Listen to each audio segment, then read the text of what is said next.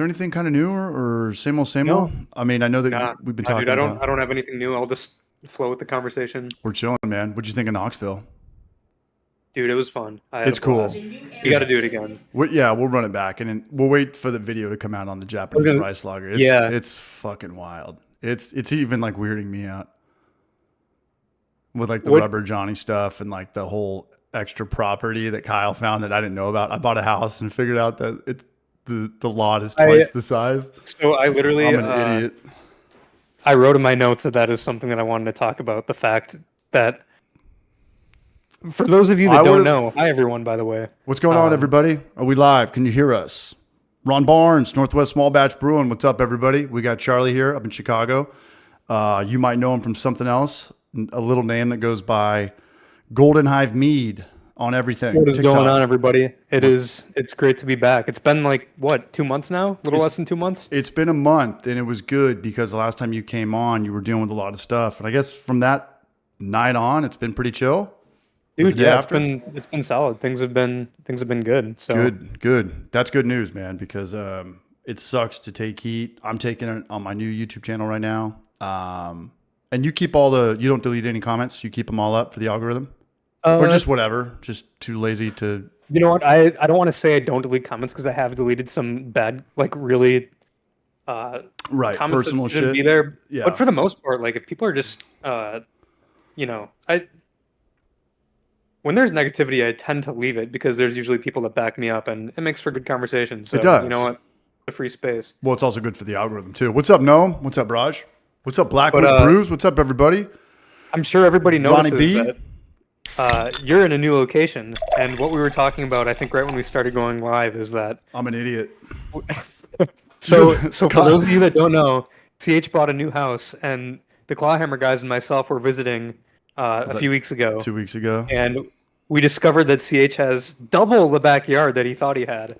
It's not even a yard. It's a whole lot. It's a forest. Yeah. And I swear I would have never known that unless Kyle went on a run, because we went to the bar. We went to Downtown Grill and Beer and actually had some craft beer, that stuff that we were drinking out of in the mugs, the brown ales and the pale ale. Mm-hmm. Mm-hmm. And Kyle went on a 5-mile run and then met up with us and was like, dude, you might have like a whole other property. And we're like, what? And then we went out there because I've just known my backyard to have the back fence, and it ends right there. Right. But I never went on the back alley on the other side of it. And it's like this crazy little, the Village, like M. Night Shyamalan. It's like this area that's kind of, it's not fenced in from the back, but it looks like it just because the trees and the brush are so out of control. But that's all my property. And I send it to my buddies, and they did all the Zoom and the Trello stuff. And they're like, yeah, dude, you were the biggest fucking idiot ever. You own like a 1/4 acre more. And mind you guys, we discovered this like drunkenly after the bars. Out. It was like midnight, and we're stumbling in his backyard, realizing that CH has double the property that he originally thought he had. But you know what? I guess it's better than having, less. Yeah. So whatever my lot was, it's pretty much doubled. So that's cool. That's super cool. It's crazy. Blackwood Brews. Been drinking all day. Cheers, bro. What are you drinking, Charlie? What's everyone drinking tonight? I'm drinking I'm going fancy to start here. I got some Glenfiddich 12 scotch. It's my favorite scotch. Are we celebrating something? I'm just celebrating being on the podcast, man. I'm happy to be here, man. I'm doing a Japanese rice lager. We brewed a Japanese rice lager. It was a pain in the ass. Rice is gummy. For those who don't know, it's super gummy. We left that up to Kyle and Emmett. I was kind of filming that, but Kyle was having a hard time with it. And then we added 2 more pounds of grain, and it kind of evened everything out. But it was like glue for a second there. And a little bit of backstory for everybody there. We all knew that we were going to do, like, the whole idea was the lightest lager in the world, right? Or the lightest beer in the world. Yeah. And so we all kind of had an idea of what this would look like. And by the way, I don't make beer. I don't know much about beer at all. But it's tougher to get the sugar than it is when starting with honey. I mean, And so we all show up to make this recipe, and we realized that nobody had a recipe. And so we literally went to the grocery store, got however many pounds of rice, and literally just kind of made this on a whim. And we're really kind of relying on Emmett's calculations there for a little bit. But the volume of the rice got super thick and like like a risotto almost. But then we added, Yeah. what was it? We added what did we add? Just Like churro, the whatever malt Kyle or the brought. barley or whatever, Yeah, and we it had ended up enzymes made it liquefy. I yeah, I don't know think it how was that works. Pilsner malt, but it looked like grits. It looked like Mm-hmm. oatmeal or something. It was funky, and it was just it was the first brew day. I just moved into this spot, and the outlet didn't work over here, and the outlet did work here. What I didn't know about the Clawhammer system is you don't even need that electrical box. You could just plug that straight in to your Yeah. outlet, and it's just going to go straight to full blast. It's going to go to Right. Like if you just want to boil it and you're yeah. not If you super just want to concerned go, about the temperature. yeah. So that box goes out on you, and you're like, damn, my system broke or something's going on. Play around with the fuse thing for a little bit, or just get rid of the box completely and plug that thing straight in. I didn't know that. Kyle was explaining that to me. I'm like, what do you mean plug it straight in? And he's like, just plug it straight in. I'm like, what do you mean? Like, I didn't get it. I was filming. I didn't know. I just didn't know that. I've had that system for a couple of years now, and it's just a good thing to know. Yeah, that's another thing too, is we were all so focused on like filming and getting content that we like forgot to realize that, oh yeah, we're actually making beer today. We're making beer today, and we didn't, rice was a weird thing. It's been a while since I brewed with it. I did have everything. We had the lactic acid. We were able to bring the pH down. I think this is going to be a really good beer. And I'm going to San Diego in a couple days, and I didn't want to force it. I really want this thing to lager out. And I'm on the Clawhammer system, so I've got the Clawhammer fermenter. So I'm using in my mind, the closest way to get to a horizontal fermenter tape or fermenter tank, for all the surface area and the truth, just to have like the cleanest beer out there, the clearest looking lager. Just go with the floating dip tube and give it more time. So I'm gonna let this sit for like a month. I was Not just a gonna month, ask but you. It's got to be pretty close to being done fermenting, right? it's got to be done. That thing started like within a few hours. I feel like, Dude, that thing was ripping too. Yeah, the whole thing, like Emmett putting the yeast packet on top of the controller and burning the shit out of it, but I had a backup yeast thing. It was a brew day. true. You remember that? We did cook the yeast. We cooked the yeast prematurely. a little bit, yeah. But And you know what? For those of you guys who have no idea what we're talking right now, you'll see the video soon. We basically made the lightest beer in the world completely experimentally, and it's gonna be awesome. Yeah. Wait. Beer's coming full circle. Really quick, we're going to give a big shout out to Godzilla. I got a super chat from him. Japanese rice lagers for the win. Yeah, I'm drinking a Zool beer right now. Kaiju, kind of their take on Godzilla with the Zool label. You see the skull right there, Charlie? Oh yeah. Good beer. So this is ultimately what we tried to brew, and I'll have one of these to do side by side with what we brewed with. So it'll be cool, man. It'll be super cool. Awesome. Yeah. Rewind the clock. What did you think of Knoxville? Was it kind of how you expected, or was it bigger, smaller, hillbilly?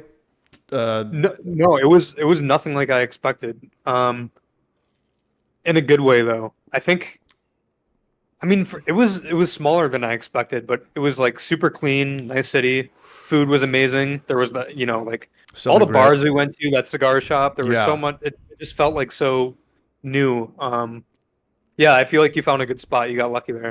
Yeah, and I've been here long enough now, and I kind of know where to go and where not to go. The first place we went to when I picked you up from the airport, Brother Wolf, that's a good place to get a drink. And you came in on like Monday or Tuesday, so we had that place all to ourselves. And by the way, every block there's a brewery or a bar, and it's popping. They're not just like dive bars. They're nice. And they're fun. The money's coming into Knoxville now for sure. Not that there's anything wrong with dive bars. I love a good dive bar. Yeah, we went to a couple dive bars, but the money is coming into Knoxville now, and you can see it. The restaurants, the baseball stadium. So that was my big freak out. I was like, dude, man, if I can't buy a house now, it's like now or never.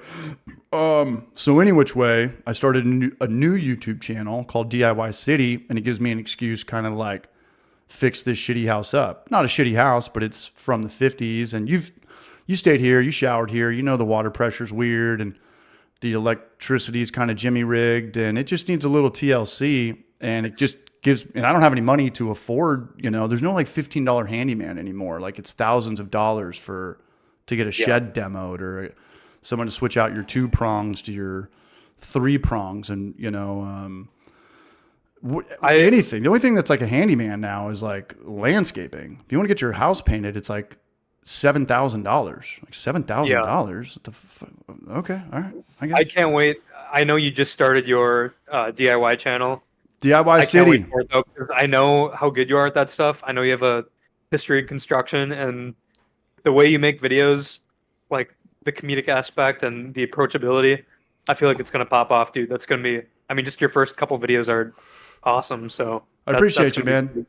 Yeah, you know, I love the beer thing. I love homebrew for life, but like if I'm, you know, fuck, I'm supposed to run a race with Bergs. We're supposed to do a half mile on Saturday. There's no way I can physically do it. I'll go there and cheer them on, but there's no way I could do that. But I've got a marathon in January. I can't do the uphill stuff, but I can do the flat ground stuff forever. And it's like, dude, I can't be putting out beer videos right now. Like, I got to be training, you know? So, like, I want to start a new YouTube channel where if I need to go sober for a little bit or chill out or diet, I can still put content out. Yeah, it's tough too because it's one of those things where part of me wants to tell you just post it all to your channel where you have all your followers, but then also People get those pissed. followers may not be interested in the DIY stuff, so it might be good to diversify that a little bit. Yeah, I want to keep that separate too. And you just want to keep it separate because there's a lot of DIY people. There's a lot of sober people in construction that don't want to, like, I have friends that are sober and I have friends that spend all their paychecks at bars. They just live that lifestyle. They don't like each other. I mean, they don't like it. They don't think sober life is cool and waking up and people bragging about how, you know, fucking good they sleep now that they're sober. And then the sober people, they don't want to hear the drunk people, dude, we're so drunk last night. Yeah, you know, so I just want to keep it separate and should be good. So if anybody wants to subscribe to that channel, there's a link in the description of that. There's a link to Golden Hive's YouTube. You're coming up on 1 million, man. Did you already hit it or are you? So where are you at? We're close. We're close. I think we're at 731,000 as of today. Man. Fuck yeah. Man. And you know what? I saw a comment today. I posted on my Instagram story. There's a DIY channel. Can we get it up to 100? I think we can hit that. We should smoke that. It's not 1 million, but it's definitely a metric. Everybody in here, go subscribe to DIY City on Small, YouTube. That's CH's new DIY channel, and it's gonna be amazing. Single get there early. You can say you're one of the first 100. Appreciate you, man. Yeah, it's the same dick off, you know, 90s references, a lot of Doc Brown getting electrocuted, just shit like that, you know. Just Rubber Johnny. Rubber Johnny, man. So I'm going to have a teaser coming out before I leave for San Diego on Tuesday, and it's going to be fucking weird, man. The resurrection. Can you take a second and explain what Rubber Johnny is to the people who don't know? I don't really want to because it might reveal what's going on behind the curtain. Because it might reveal what's happening in your brew shed right now. Well, yeah, because there was somebody living in my backyard. I don't know, the house was on the market for a month. Never since I moved in here have I seen anybody on my property. But in the shed, there was like a little crack pipe, a joint, some Taco Bell wrappers, and a sleeping bag and some stuff. And I'm just trying to write something to tie it in with one of the first YouTube videos I saw back in like 2005 was about this guy Rubber Johnny, and it's crazy. You know what? I'll tell you guys watching right now. Thanks, Sage TX. Much love. Look up Rubber Johnny. But viewer discretion is advised. It's kind of scary. Yeah, and we had this joke back in the day. Not back in the day, but back in San Diego 20 years ago when it came out. My dad at the time he was married to this woman and I had 3 stepbrothers and they had a stepsister and she was a young kid and it was like, you better behave or like Rubber Johnny's going to get you, you know, like just a boogeyman, like a YouTube boogeyman. Someone tried well, it makes more sense now that Kyle found another half acre and I could be like, dude, this is, you know, I could write something now and turn it all around and be like, dude, he's back here, you know, like Rubber Johnny's lair for sure. Yeah. It's like some, you know, like Friday the 13th tunes or something like that. I don't know what I'm going to do. There's a lot of scatterbrain ADHD right now, but I could laser focus it all together. But we'll see. The video is going to be rad. I can't wait for the video. The video is going to be rad, and you're already ripping, man. I mean, you've got a lot of shorts you've put out from the tastings with Emmett and Kyle. And what did you think of those? My followers you do a great job, dude. I mean, you did a great job with the tasting too. Like, what did you think of everything compared to like what you originally expected mead to taste like, or what you've tasted before? I mean, you were one of the first people. Obviously, the Clawhammer guys have tried my mead, and I've had family and friends. But like outside of that, not many people have tried my mead. So it was pretty cool for me to kind of see your reaction and get some cool content out of it. But yeah, it was awesome. Yeah. So I don't know how well anybody in the chat right now is rehearsed with mead. Even just a picture right now. Like, we all know what red wine tastes like. Obviously beer, whiskey. But mead is like, I don't know if it's like store-bought mead. Is it supposed to be super fruit forward, or is it supposed to be more dry, kind of like wine? Yeah, that's a really good question because first of all, there's not a lot of store-bought mead. I feel like it's certainly not as popular as wine, and it's kind of something it's coming back. It's becoming more popular now. You got to popularize it. That's what you're doing. Yeah, absolutely. And I think when you buy mead from the store, the majority of the time it's going to be very sweet, very fruity, almost like a dessert wine, even sweeter, because as you always say, sweetness is what sells. Sweetness And sells. so Yes, it does. that's actually, and you know what, I'll like a sweet mead here and there, but I prefer my meads more dry, like a wine. But at the end of the day, at least homebrewers make mead how they want it. But going back, I guess when you buy it from the store, 9 times out of 10, it's going to be very sweet mead. Couple so things else though is you can't even find it in the store. You said you found it out here over by the mixers, the cocktail mixers. So out of all the liquor stores I've been to in Chicago trying to scout mead, it's never been where I mean, as a mead maker, I think mead should be, by the wine. In my mind, mead and wine are, of course, two different things, but on the same level as a beverage. And when I was looking for mead, they were putting mead by like the local craft beers and like the liqueurs and the flavorings, and it didn't feel like that's where it belonged, as somebody that makes mead. And for mead consumers, it's got to be difficult to find if you don't even know where to look. And they're putting it by those things, and then it's kind of misrepresenting what mead is, in my opinion. And sometimes it's not even worth the store having it, even with beer. Like if you think you got this account, we got into this account, but if they put you down here, bottom right, non-eye level, you might as well not even have it at this point, and that goes for damn near everything. And I don't know how that works. Do the companies pay more to have that? Like, does Kellogg's or the cereal with the most money, do they, the kids that are waist high, can they get the ones that like are right there in front of them or not too tall? I wouldn't know. Is that on the store just to be smart enough to be like, okay, we know this is a better seller. Let's get this in 3 spots, let's get it here for the kids. And then obviously if I were to guess, I would guess that it's kind of a mix of both, because I'm sure you can pay for better like shelf position, but also the store is the one that organizes and like merchandises and all that. So they want to be liquid too.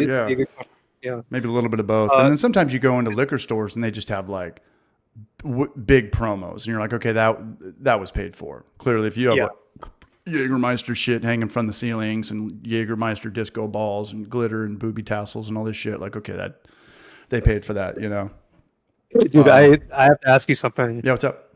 Anything. So you did a blind taste test of all my mead. Mm-hmm. You were one of the 3 people who did a blind taste test. It's good stuff. And the meat, or except for the Malort. One you thought, we can talk about that in a second. Fuck Malort. The one that you thought was your favorite turned out to be the Dr. Pepper wine. Yeah. It was also the lowest ABV, so I think it was more drinkable. And it was the sweetest. Yeah. So, and it's so weird, man, because you just think of branding now. It's like you just have this thing that's bombing, and you turn 2 little things around, and it's just, it could take over the world. I mean, the Dr. Pepper's got that familiar taste to it. I think you guessed correctly that it was the Dr. Pepper wine too. I didn't know, and Kyle did it first, and we did it in my kitchen, and my house is small, so Emmett had like his headphones on, and I was kind of just running around cleaning up, but I didn't want to hear anything. I wanted to go into it with no biases and no hints and no cheat codes.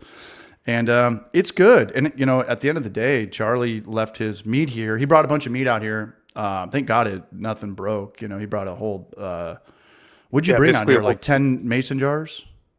Some champagne? And a few bottles too. Full suitcase full of mead. Yeah. I don't know if we only drank a little bit here, but like I had some people over. That mead's all gone. Like we enjoyed it, And I'm glad you guys liked it. Loved it. What's up, Zach Pearson? What's up, Beerquaz?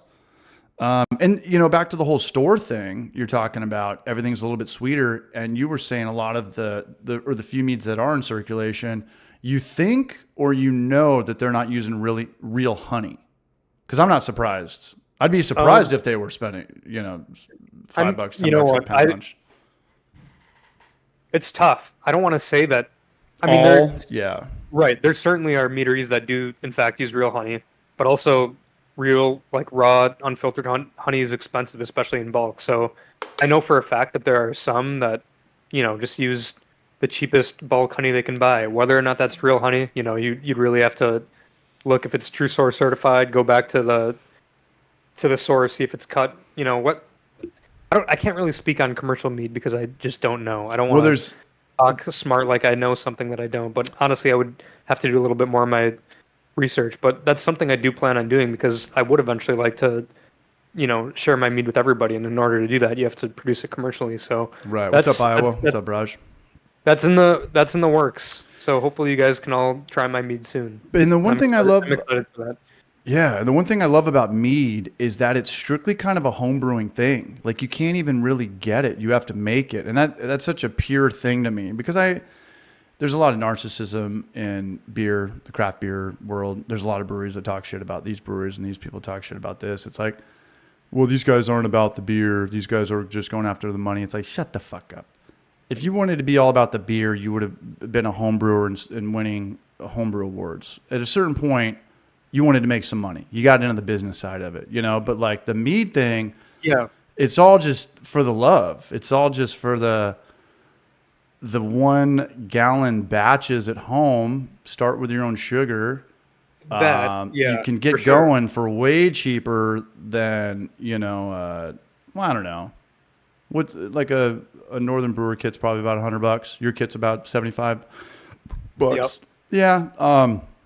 If you just want to get in on like the low, but that's still so much cheaper than like a Clawhammer system or an Anvil. It's just, the mead thing is just like a pure, like, you just want to get into fermentation and have fun. There's no like, oh, we got to start a meadery now. Like that's every home brewer's dream is like, oh, we made beer. We have to like sell this to people now. It's like, no, maybe, especially now looking back at the whole. For sure. Yeah. Well, there's a few things that are surprising to me because what up, Goose Fraba? Mead is probably the easiest beverage to brew when you're getting started with home brewing. And, like you said, my kits are $75, $85 and you get a kit and it lasts for, you can make hundreds of batches with a single kit. I literally have done it. And so, you can make a lot of mead with a kit, but I think the issue with commercial mead is that I don't think a lot of people even know what mead is. And 9 times out of 10, people have never heard of mead. Or even honey wine. The term honey wine. And then I'll say, oh, that guy that made Mountain Dew mead on the internet? They're like, oh, yeah, and that, it's awesome, man. Then they know. So I would like to think that I'm raising some level of awareness for mead, and I think that's good for homebrewing in general. Yeah, it's a lot easier to get into because fermentation's fun as shit, man. I remember back in the day. Exactly. It was like, it's an addicting hobby for sure. And it was right under our noses the whole time. The kids didn't need fake IDs growing up. I didn't have to do a million beer runs. It was like, we're just having fun converting sugar into alcohol. Not everything needs to be turned into a brewery or a big establishment or, more power to those people that do that. I'm very grateful that I wake up and I'm not like, I need to open up a brewery, because there's a lot of people out there. And, me 10 or 15 years ago, I was like, this is why I'm on planet Earth. It was to open up a brewery. I need to, have the Willy Wonka chocolate factory. And in your mind, you're thinking like, it's going to be successful and all my employees are going to be grateful and everything's going to be this well-oiled machine all the time. And it's just like, no, man, I've worked at 4 or 5 breweries and it's just a daily headache. It's a nightmare. It's just a nightmare. And I'm just glad I have no interest of opening up a brewery. There's no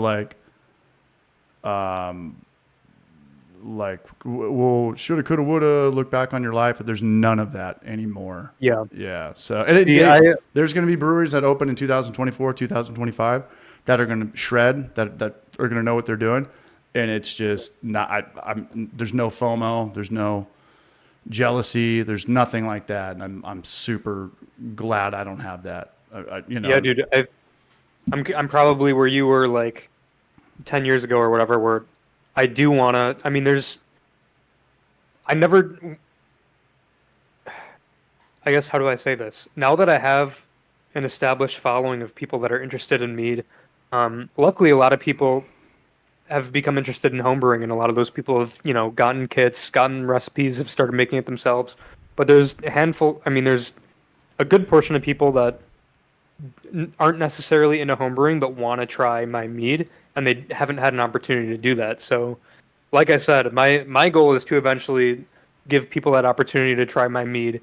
How we get there, I'm still kind of hashing out those details. I don't think it's going to be like a large public meadery where people can come in and taste things, but if I can establish some smaller operation where I can figure out the logistics of sending product directly to customers, That's what you want to do, man. You don't want to deal with employees, and, man. Do what regulations and licenses and stuff to get there. But I think that would be awesome. And you guys let me know if you would try my meat if you had the opportunity to do so.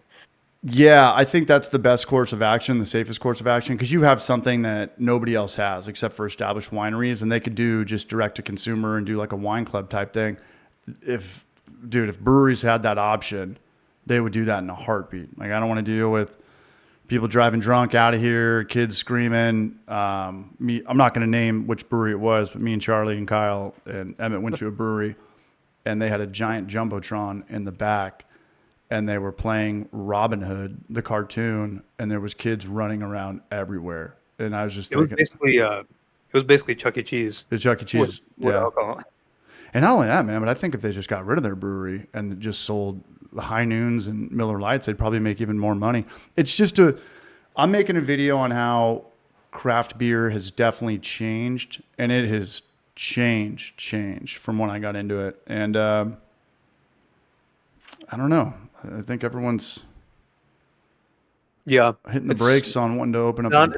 It's certainly there's a lot to it, a lot more than I probably even know right now. So we'll see what happens, man. It wasn't like a get rich scheme. It was never a get quick rich. There was definitely a lot of blood, sweat, and tears that went into it, but it definitely seemed like a foolproof plan 10 or 15 years ago. I think that the peak of craft beer in San Diego was probably between or not the peak, but like the prime was like 2013 to 2016. That's San Diego though. Every city can be different from place to place. I don't even know what the hell was going on in Knoxville 11 years ago. Back in my day, IPA. Yeah, we're drinking the Bell's Two Hearted IPA. I'm getting into IPAs, man. It's been a few months since I got started, and I'm liking them more and more every time I have them. Did we have a Bell's? Did we do a Bell's? What were we drinking out here? Two Hearted? You did. I did not. I just got it for the first time actually, and I love it. Good. Yeah, it's pretty accessible too. Accessibility is job security.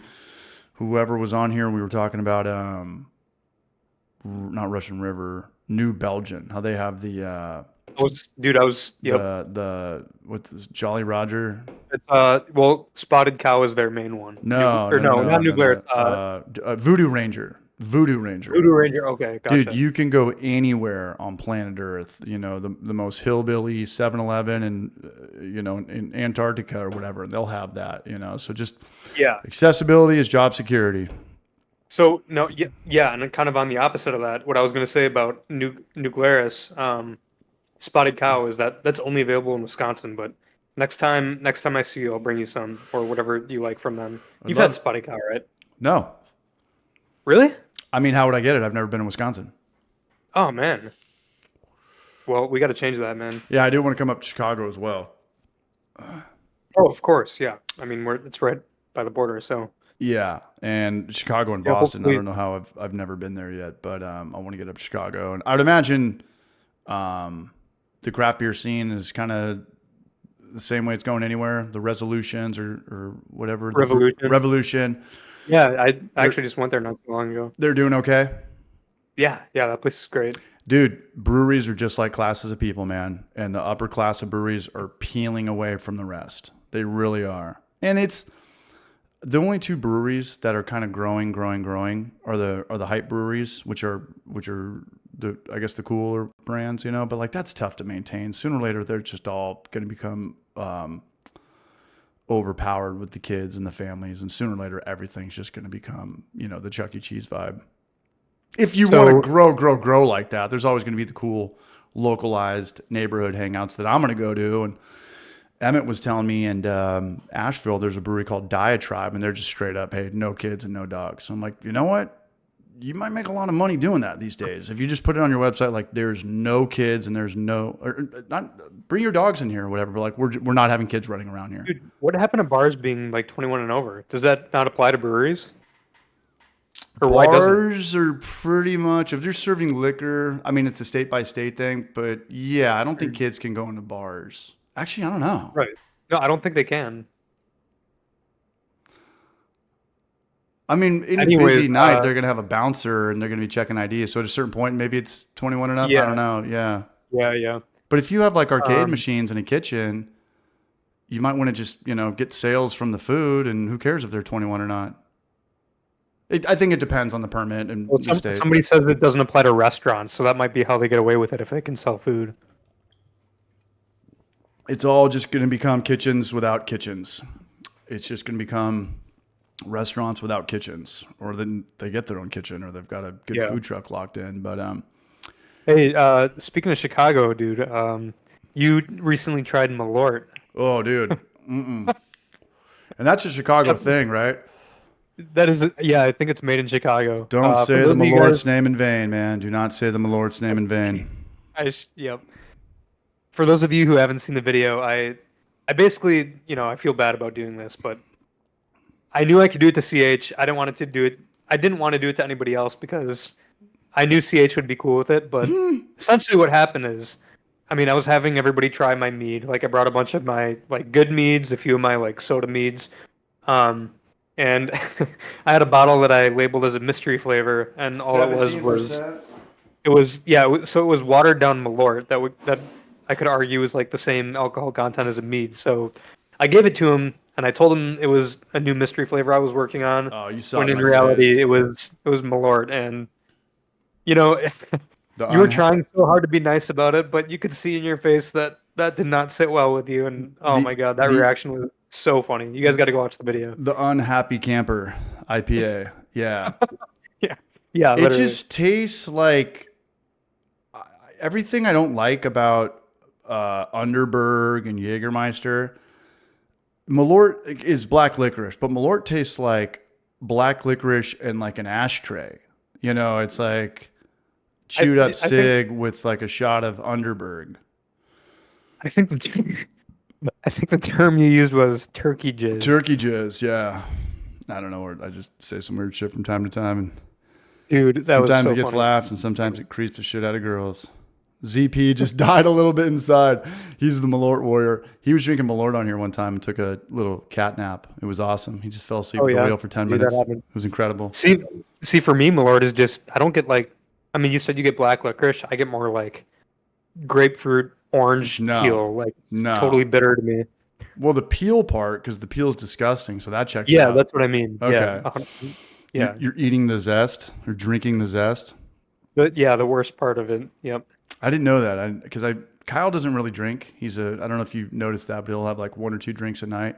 Emmett's down to rip, but I don't think Kyle would have been into it. I think that would have been Emmett's wheelhouse. Yeah, it was. I don't want to destroy my relationship with Kyle and Emmett. No, dude, those guys are cooler than shit.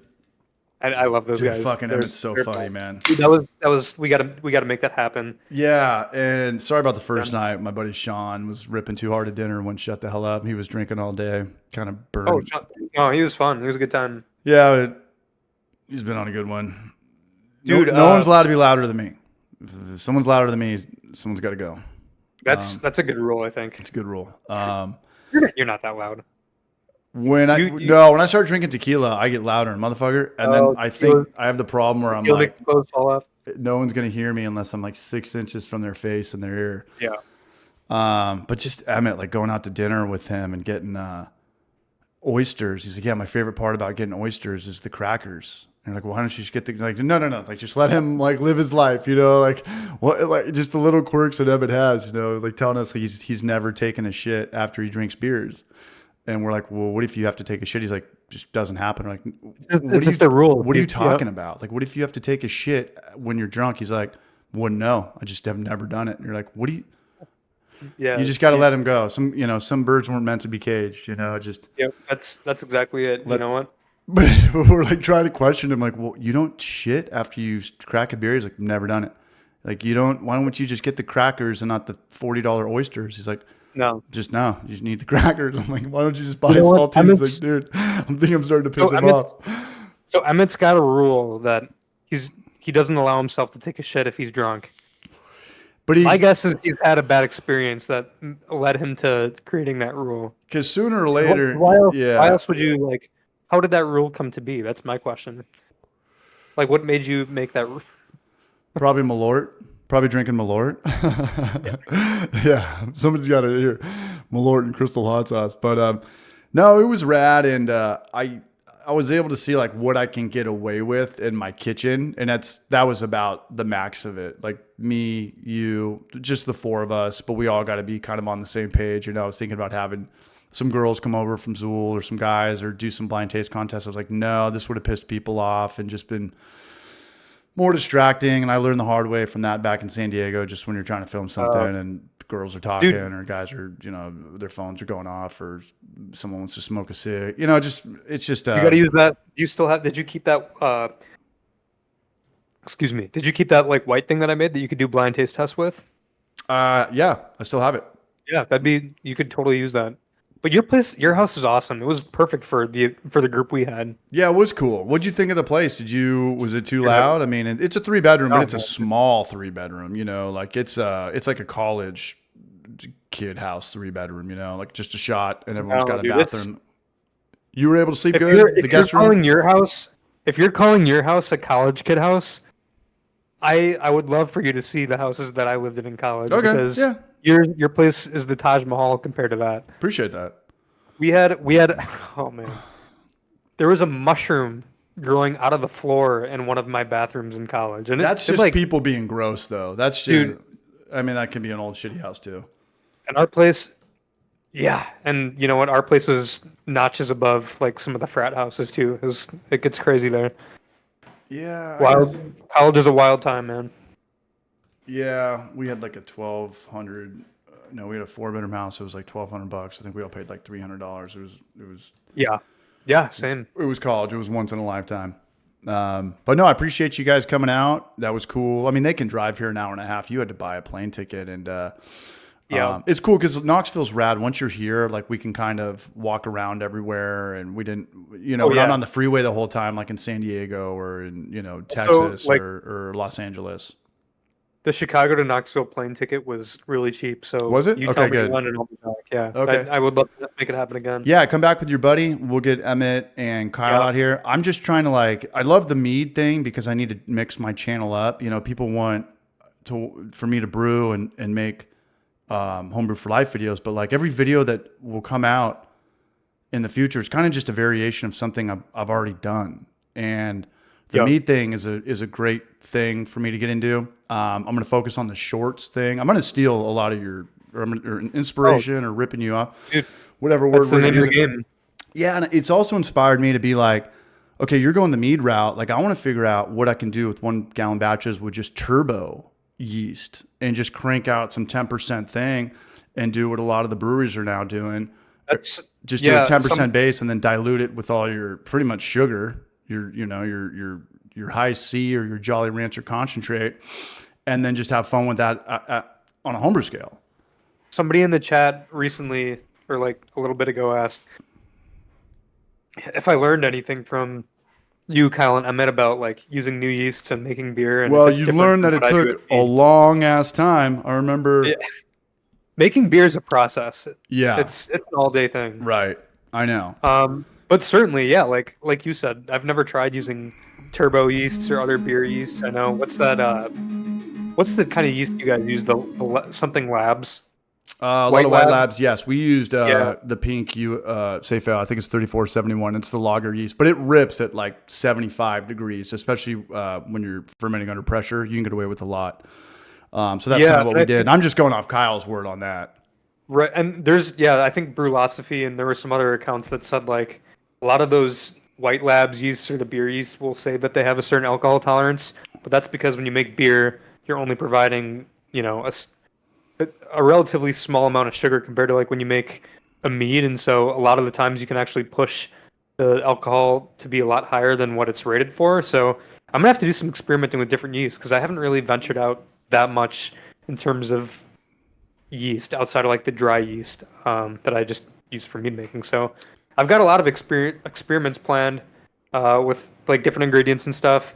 Yeast is something I've done like a little bit of experimenting, but I certainly need to broaden my horizons there.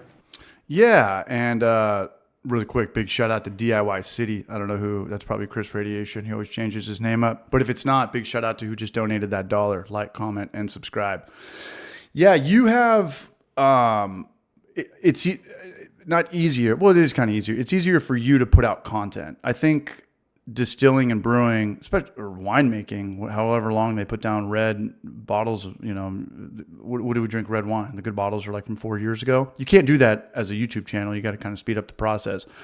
But yeah, you have way more access to just putting quicker content out. Like a homebrew channel. We have to figure out while something's fermenting. We have to figure out like a DIY thing or how to make this for cheaper. There's only so much beer you can make and turn it over into content. And it takes me like 30 hours to do these YouTube videos. So Homebrew for Life is definitely going to change a little bit. I'm always going to put out content on here, but I'm definitely going to, be more influenced by you and people like you. But, and I want to. No, I mean, dude, the shorts is your key there. You got to just hammer those away because I think we talked about last time I was on the podcast, but I mean, you just said your YouTube videos take you 30 hours to edit. Yeah. Dude, my short form content, depending on the video, it just takes a few hours. Sometimes it takes 10 minutes. Dude, that fucked with my head. That was wild. That totally fucked with my head. We would just be chilling. We'd be at a bar. We'd be out to dinner. And Charlie would upload. I'm like, how'd you upload? He's like, I do it all on my phone. All my shorts, I do. Yeah. I edit. I've never edited anything on a phone. I record everything on my phone. I edit on my phone. And usually I can post a video like almost as soon as I film it. It doesn't take long to cut up and post. And yeah, man, I see it, the more the merrier in terms of short content. I think it's a little bit different with long form, and I'm trying to get my feet wet with long form a little bit. People seem to like it so far, but we'll see what happens there. Thanks, Ron Barnes. Yeah, I think that if you go down a rabbit hole one way, it's kind of tougher to reel the other one back, right? So if you do long form, no, it's definitely. If you're doing short form, it's probably a lot harder to get people to click on a 10 or 15 minute video. But if you're doing 10 or 15 minute videos and people are dependent on that, I would imagine they'd watch the short stuff then. But just there's different, like, I tell people, like, they're like, oh, you have almost 1 million subscribers, but they're kind of Mickey Mouse subscribers because the people that are subscribed. Dude, you have a lot of girls that make mead. I do. And that's kind of, what up, like Riv? How should I say this? The demographics for people that consume short form content and long form content are different. Yes, I have a lot of subscribers, but 90% of those subscribers are there for my short form content because I don't get a lot of views in my long form. So I'm trying to build that up too. But aside from the content, though, who do you think, or it's impossible to know, but like, is there a ton of girls making mead? I mean, they would have to be if they're watching your content, right? Yeah, actually, there are. Yeah, because there's like no girl homebrewers, and when I mean no, there's like 5. So I think, and there's like 10,000 guys. There's a lot of women that are into like, I follow a few people. I've connected with a few and talked to a few who are into like. They've got like cooking channels or DIY channels, and they've done like fermentation. Okay, that kind of stuff, and that's kind of how they've been introduced to it. And now they're making mead, and they love it. And there's a lot of people, like a lot of women, are into mead making. I know that's different than beer, but yeah, I think it's. Yeah, you run more with like the SCOBY crowd, the kombucha crowd. That rolls over way more to mead than it would be to beer. Definitely. So. Smart. What's up, Nick Smith? What's up, you Braj? Pittsburgh in the house. I think Noam's still in here too. We did the Asheville trip. What do you? So we made the lightest lager in the world. We made the lightest lager, but I need to hit you up because we still have the strawberries and the lemon zest that I want to do. Yep. And you use spring water. We bought the Deer Spring stuff. You recommend that water, so I'm going to do that in small form.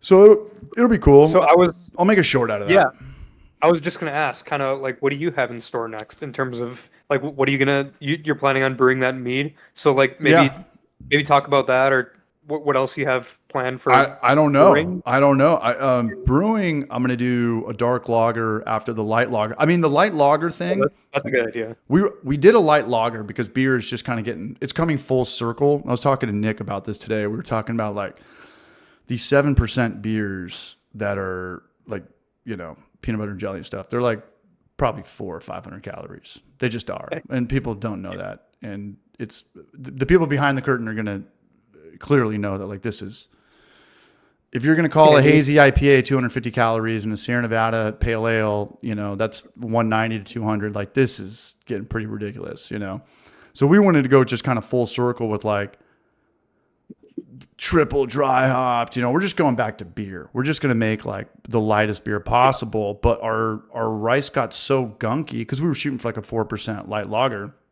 Yeah. We had to add 2 or 3 more pounds of it. And I was like, dude, Emmett, our original gravity was like 1062. Like this isn't the lightest beer of all time anymore. We had a lot more sugar to it, but we can still go for the style, and it's going to have, really, hopefully like a golden straw color, and it's definitely a lager, but it's going to be a little boozy. It will. Yeah. She'll have a little bit of kick. That's for sure. Yeah. What's up, Juvenal? What's up, Braj?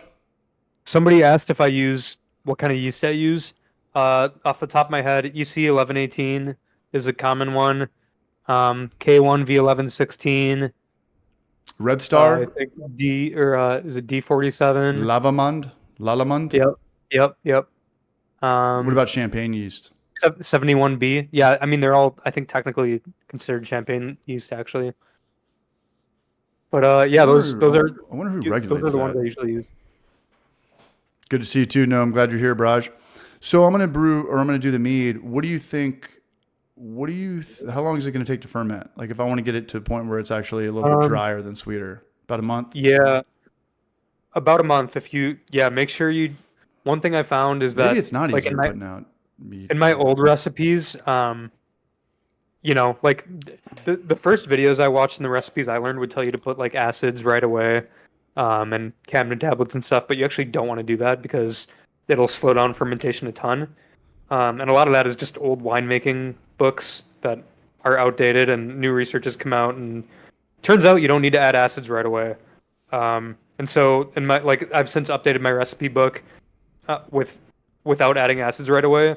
And with my own experimentation, it like drastically speeds up fermentation speed.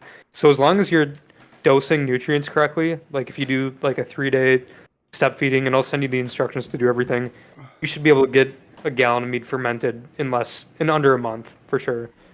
And my kit comes with everything you need to do that. But let me give the kit a shout out really quick. Yeah, for sure. And like real quick, what takes long isn't the fermentation, but the time for the mead to clear up and to age, which at that point you do it as long as you want. You can drink it as soon as it's done fermenting, but after that it's up to you. You got a sale going right now. You dropped the price of your unfiltered honey, your 3-pound selection right here. How long is the sale going on for? Yeah, it's supposed to be a summer sale, but people, like, since I've dropped the price, people have really liked the honey actually. Everybody that tries the honey. What do you mean? Loves they didn't like it before? I think it was just too expensive before, to be honest. Yeah, but perception is reality. Honey, everything's expensive. Sunglasses are expensive. It's cheap plastic. If you want to, it's the perfect thing to live your life. It comes in 3 pound. Another thing I've been trying to figure out is like on my website, it shows the bottle of honey, but people don't realize how much that is. Like they don't realize that that's like a large 3-pound container of honey. They think it's just like a little, the little bear, on the diner coffee table. No, this is 3 pounds of honey, and it's good raw unfiltered honey. You can add it to your kits and make great mead with it. I've made like 10 batches already. But Um, I go to the store, even at Target, they sell honey there for like $10 a pound. There's really expensive honey out there. yeah, yeah, that's true. What's the super expensive honey out there? What's the story behind that? That would be Manuka honey, and I've actually made a mead with Manuka. that. Yeah, so Could you Manuka honey is can you made taste the from difference? you can't. Oh, 100%. So Manuka honey comes from, How I do you believe spell it? it's M A. Manuka, Yeah. I believe. I think that's it. Anyways, it comes from either the Manuka plant or the Manuka tree, which is like native to New Zealand. It's the only spot in the world. There might be some in Australia too, actually. Um, and so bees pollinate that particular plant, and it makes this honey that has a really unique, almost black licorice, earthy flavor. And I've got a mead right now that's aging that I made with. I made it with I fermented the Manuka honey, and then I back sweetened with Manuka honey as well. And I think it's going to be really good. I haven't shared the update yet, but that video will be coming soon. This But is it's Manuka honey is $2,500. like It's not letting me do that's it. insane. But like Type the in Manuka honey I saw is like 20-30 bucks a pound. Primal by Nature UMF 32 plus MGO 1818 rare Manuka honey $1,510. I That's don't know crazy. what any of that shit means. Oh, and it's all branded out. They keep it in like this little Yeah, and there's King Louis the 16th bottle, and there's ways they can determine its like quality and purity too. It's like I don't know if it's magnesium or MgO or something. well, I'll tell you this much: if you're gonna start selling mead to people, don't use this honey at all You know who because would? Well, I mean, unless they want to get a Manuka honey mead, because there's certainly well, it's people that gonna would be want that. $5,000. You know, it's gonna be like a bottle of Screaming Eagle or something. This is on Yeah. So Amazon for $500. actually, I got the Manuka honey because Kyle brought me back some when he went to New Zealand to visit Jesse from Distill It. Was it He's probably the the guy to ask about was it Manuka honey. the B Power brand? It's It like a little was caviar jar. no, it was I forget the brand, but it had a big deer on it, or like a buck. No, looks like a little. Okay, you're talking about B Power packs. There's a lot. I What I'm the not fuck? sure. Yeah. Yeah, just type in B Power honey or Manuka on Google, and you can see it ranges anywhere from about $50 to $2,300, man. So there's definitely a lot Yeah, of dude, it's crazy it's, branding it's going on in I made there. the video. I made the video. It's called "Making the Most Expensive Mead in the World." Didn't catch that one. I got to go back and look at it. Yeah. We got the Brew Yep. Show in here now. Have you collabed with the Brew Show yet? Have you connected with the Brush? No, not yet. But he and I like talk on Instagram Yeah, a good amount. I'm having dinner with him on Wednesday. Oh, tell him I say hi. I Oh, what's will. up, Brusho? What's up, you Dude, Brush? we both worked at the same company, and he's also lived in Chicago before too. So I would love to collab with him soon. He's a good dude. Very Yeah. talented as well. He's got to start ripping on the short form too, or maybe he is. Oh, I don't that's know. awesome. Yeah, he's gonna kill it. I love his channel. He made Yeah, the I'm surprised he you made a guys. Capri he Yeah, made a Capri Sun. I think it was a Capri Sun mead or Capri Sun. He fermented Capri Sun essentially, and it was awesome.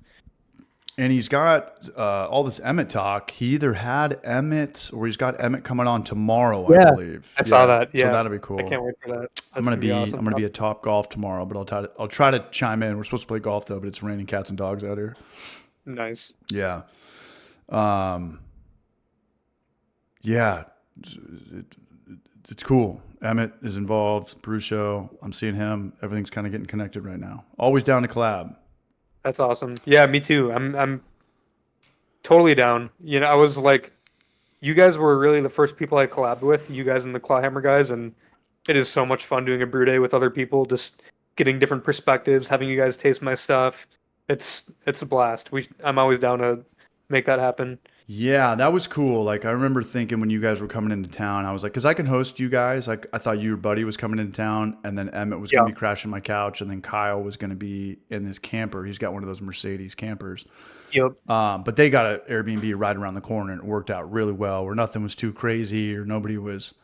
Oh yeah. Yeah. that was Usually it's perfect. like four guys. There's a fight or someone. I've been on some pretty crazy bachelor trips, and this was nothing like that. I think me and you probably drank the most, but we kept it cool. Nobody was, some twisted teas for brew day and a couple drinks at dinner, and then an old fashioned for like a nightcap after we had your lobster mac and cheese, and we went to stir. But like, maybe I was hungover a little bit the first day, then we jumped in the quarry at the river over there, and we just got back to normal. Yeah, Mead Quarry. That was Mead awesome. Quarry. That was wild. Yeah, I've got some clips of that too, and that was wild because the water was just so warm, and usually that was fun. It's cold out here. If anybody ever makes it to Knoxville, check out IJAMS. IJAMS. It's the hangover cure. That's free. Sure. You don't have to get that $150 thing that everyone's doing these days. The IV thing. Just go jump in the water and sweat it out. It was jumping into a cold body of water after being hungover is like an hangover killer. It's like the same thing as taking an IV, having a workout. My favorite hangover cure is running, walking. No, golfing. Having the sun beat on you, walking 9 holes. That's like the perfect hangover cure for me. Sweating it all out, it's the best. You're also a puppy though too. You're 25 years old. Wait till you get to my age and the hangovers. You really got to like go full blast and do some, I don't know. It's funny that in the sauna, jump off a cliff, Yep. Figure some shit out. The 10 out of 10 hangover. Or just start drinking again, or just crack another beer. Yeah, that's the hair of the dog, man. Who was talking about getting it was Trevor. Trevor came out, my Australian buddy from South O, and he's like, "Hey, if we're hungover, let's get the $150 IV things." He's like, "I'll buy the first round." He's like, "I'll pay for it." I'm like, I don't want to get that because I don't want to be dependent on like, hey, we can. Hangovers are good, like if it's a reality check. Yeah, if there was no such thing as hangovers, there'd be so much more crashed cars and chaos and anarchy in the world. Like hangovers are good. Maybe this was a reminder how much fun and lack of self-control we had the night before. We kind of deserve this this shame. Yeah, and I don't want to. I don't want to get the thing. I'm also really afraid of needles, but I'm also really afraid of bad hangovers. But I was like, dude, I don't want to make this a habit. Like if you're getting dependent on $150 IVs, it's like you got a drinking problem. Like you're just drinking too much. Yeah, if you know what. If I knew I had an IV waiting for me the next morning, that night would be dangerous. And you know what? Sure, doctors have it on tap, man. I should have been a doctor. That way you never get a hangover, and it's a hangover incredible. It's like being sore after a workout. It kind of feels it sucks, but it reminds you that you're human. No, I'll get really bad hangovers where I'm like, I want to delete my YouTube channel. Like I need to shut the fuck up.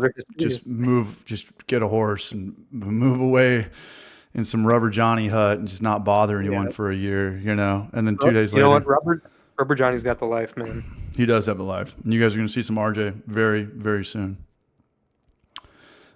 B complex vitamins and you'll be fine. I wish that stuff worked. I also think my hangovers are worse than everybody's.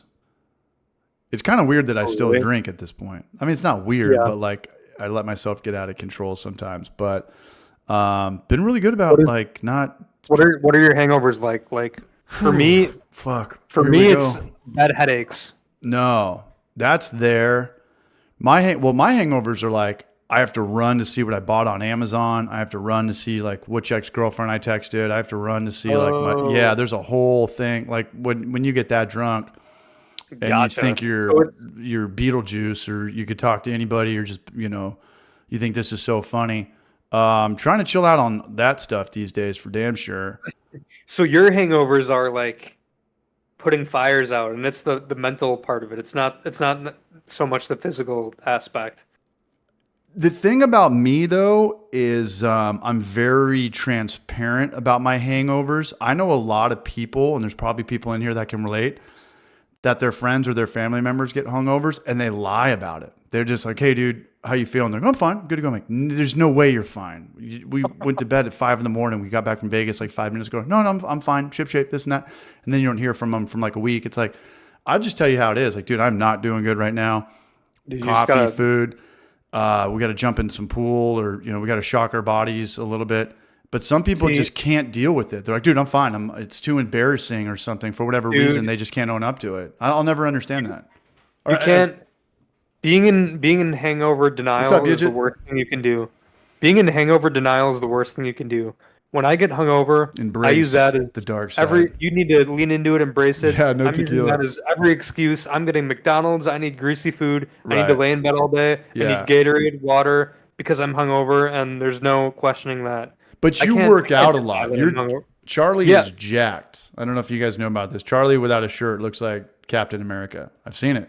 And you could probably get into the gym and just sweat it out, because that's really the only way to do it, aside from that the golf course. The golf course. I'm telling you, sweating it out. Yeah, but like that's going to take 4 hours. If I go golfing, I'm just going to start ripping, a 12-pack again. But if you just go and just do, a 3 or 4 mile run, you're going to be fine after that. But most people aren't going to do that. Yeah. Or most people just have to go to work, and then you're just like, fuck, what the fuck? That's crazy. But also, you know what? Maybe those people, maybe it's like reverse psychology, where they are sort of convincing themselves that they're okay, so then they're actually okay. It like defeats the hangover mentally. Maybe they know something that we don't. I do think that some people don't get. Some people hangovers are worse and not as bad as others. People, and I have met a couple people out there, and I think we've talked about this. They're like, I just don't get hangovers. I'm like, that's like a superhero power, because I've had more than a handful of people swear by that. I'm like, nothing, like you're not even tired, like you slept good, like you're ready to go at 6 a.m. They're like, yeah, ship shape. I'm like, I don't know, man. I smell some bullshit. Do you know the trick? Don't drink. No. Stay sober the night before. Pour it out to the side of your mouth, like Chevy Chase from Caddyshack. No, the trick for when you want to get plastered and you want to feel like $1 million the next day. Chug a gallon of water in between. So what I do, snort cocaine in the morning. What my friends and I do, 3 ibuprofens, 3 Tums, and a bottle of Gatorade. You'll wake up and you'll feel amazing. I don't think that'll work on me, but I'm down to try that. The hard part is remembering to do that. And so usually what you have to do is prepare it ahead of time before you start drinking. Put it on your nightstand. Get 3 ibuprofen, 3 Tums, bottle of Gatorade. Have it on the nightstand before you start drinking. You get back from the bars. You take it. Wake up in the morning and you're good as new. I think that's the key, dude. I think my only game plan is once I'm done drinking, I come home and I'll just crush like a bunch of sunflower seeds. That way I can't really keep drinking, and I don't really drink at home by myself anyways. It's a pretty rare occasion outside of the Wednesday nights. But I want to be up for a couple hours and just chug as much water as I can, and kind of time like you're pissing, because you're gonna pee a lot, So if I just stay up, have a couple pints, chew on some sunflower seeds, I think I'm gonna be a lot better than if I just come home and crash out. Like if I stay up for a little bit and deal with like the shame and the headache now, it's not going to be as bad in the morning. That's kind of my move. Yeah. And is this bad that we have to talk about like hangovers so bad? We're like, well, maybe we just drink too much. There's a whole bit on hangovers. Maybe I just drink too goddamn much. Is it worse for you when you eat food? Because when I eat late night drunken food, my hangovers are 10 times worse. No. Yeah, that's how it is for me. Especially like it's like 2 a.m. and that taco truck down the street sounds like a really good idea, and you eat 5 tacos with hot sauce because it sounds really good and you're really hungry. That's my time. But you can't do it. That's the worst mistake that I could ever make. No, I just got to be in a really good. I mean, I think the older you get, you just got to kind of figure out like, hey, we're gonna go out and drink tonight. We got to have some strategy. We got to have some strategy, and some guys I go out with, and we're going for blood. And then, I go out with Bergs, or I'll go out with our other buddy, a couple guys at work, especially younger guys too. They'll just have like 1 or 2 drinks, and then we'll just go home. And that's kind of how it should be. And you know what? I'm almost like exclusively a lager guy these days. I love I'm drinking lagers tonight. It's just Yeah. kind of a lot because when we get off work, it's 11 or 12, and to commit to like a double dry hopped 300 calorie, IPA or West Coast IPA can kind of be gross. It can kind of take some commitment. Yeah, no, for sure. I can see that.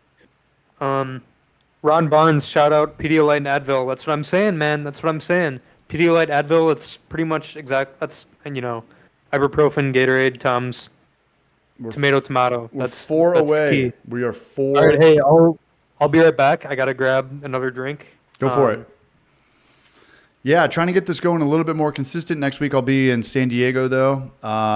Looking forward to the Rice Lager coming out. Appreciate anyone who's subscribed to the DIY City channel. That'll be fun. That'll just be quick little streams or what do you call them? Shorts? Streams? Shorts? Troll IPA. I'm not an alcoholic. I'm a high-volume social drinker. Yeah, I don't want to get into the whole alcoholic talk thing too, because I think that's ultimately comes down to the man in the mirror. I think there's 5 stages of alcoholism in my world, and if you're floating around 1 through 3, I think you're just fine. And there's people that could agree with that or disagree with that, but again, it just comes down to the man in the mirror, and just I'm a bachelor. It's different if you have a girlfriend or kids or something. I'm sure there's more things you have to worry about. I just pretty much have to worry about not drinking and driving so damn much.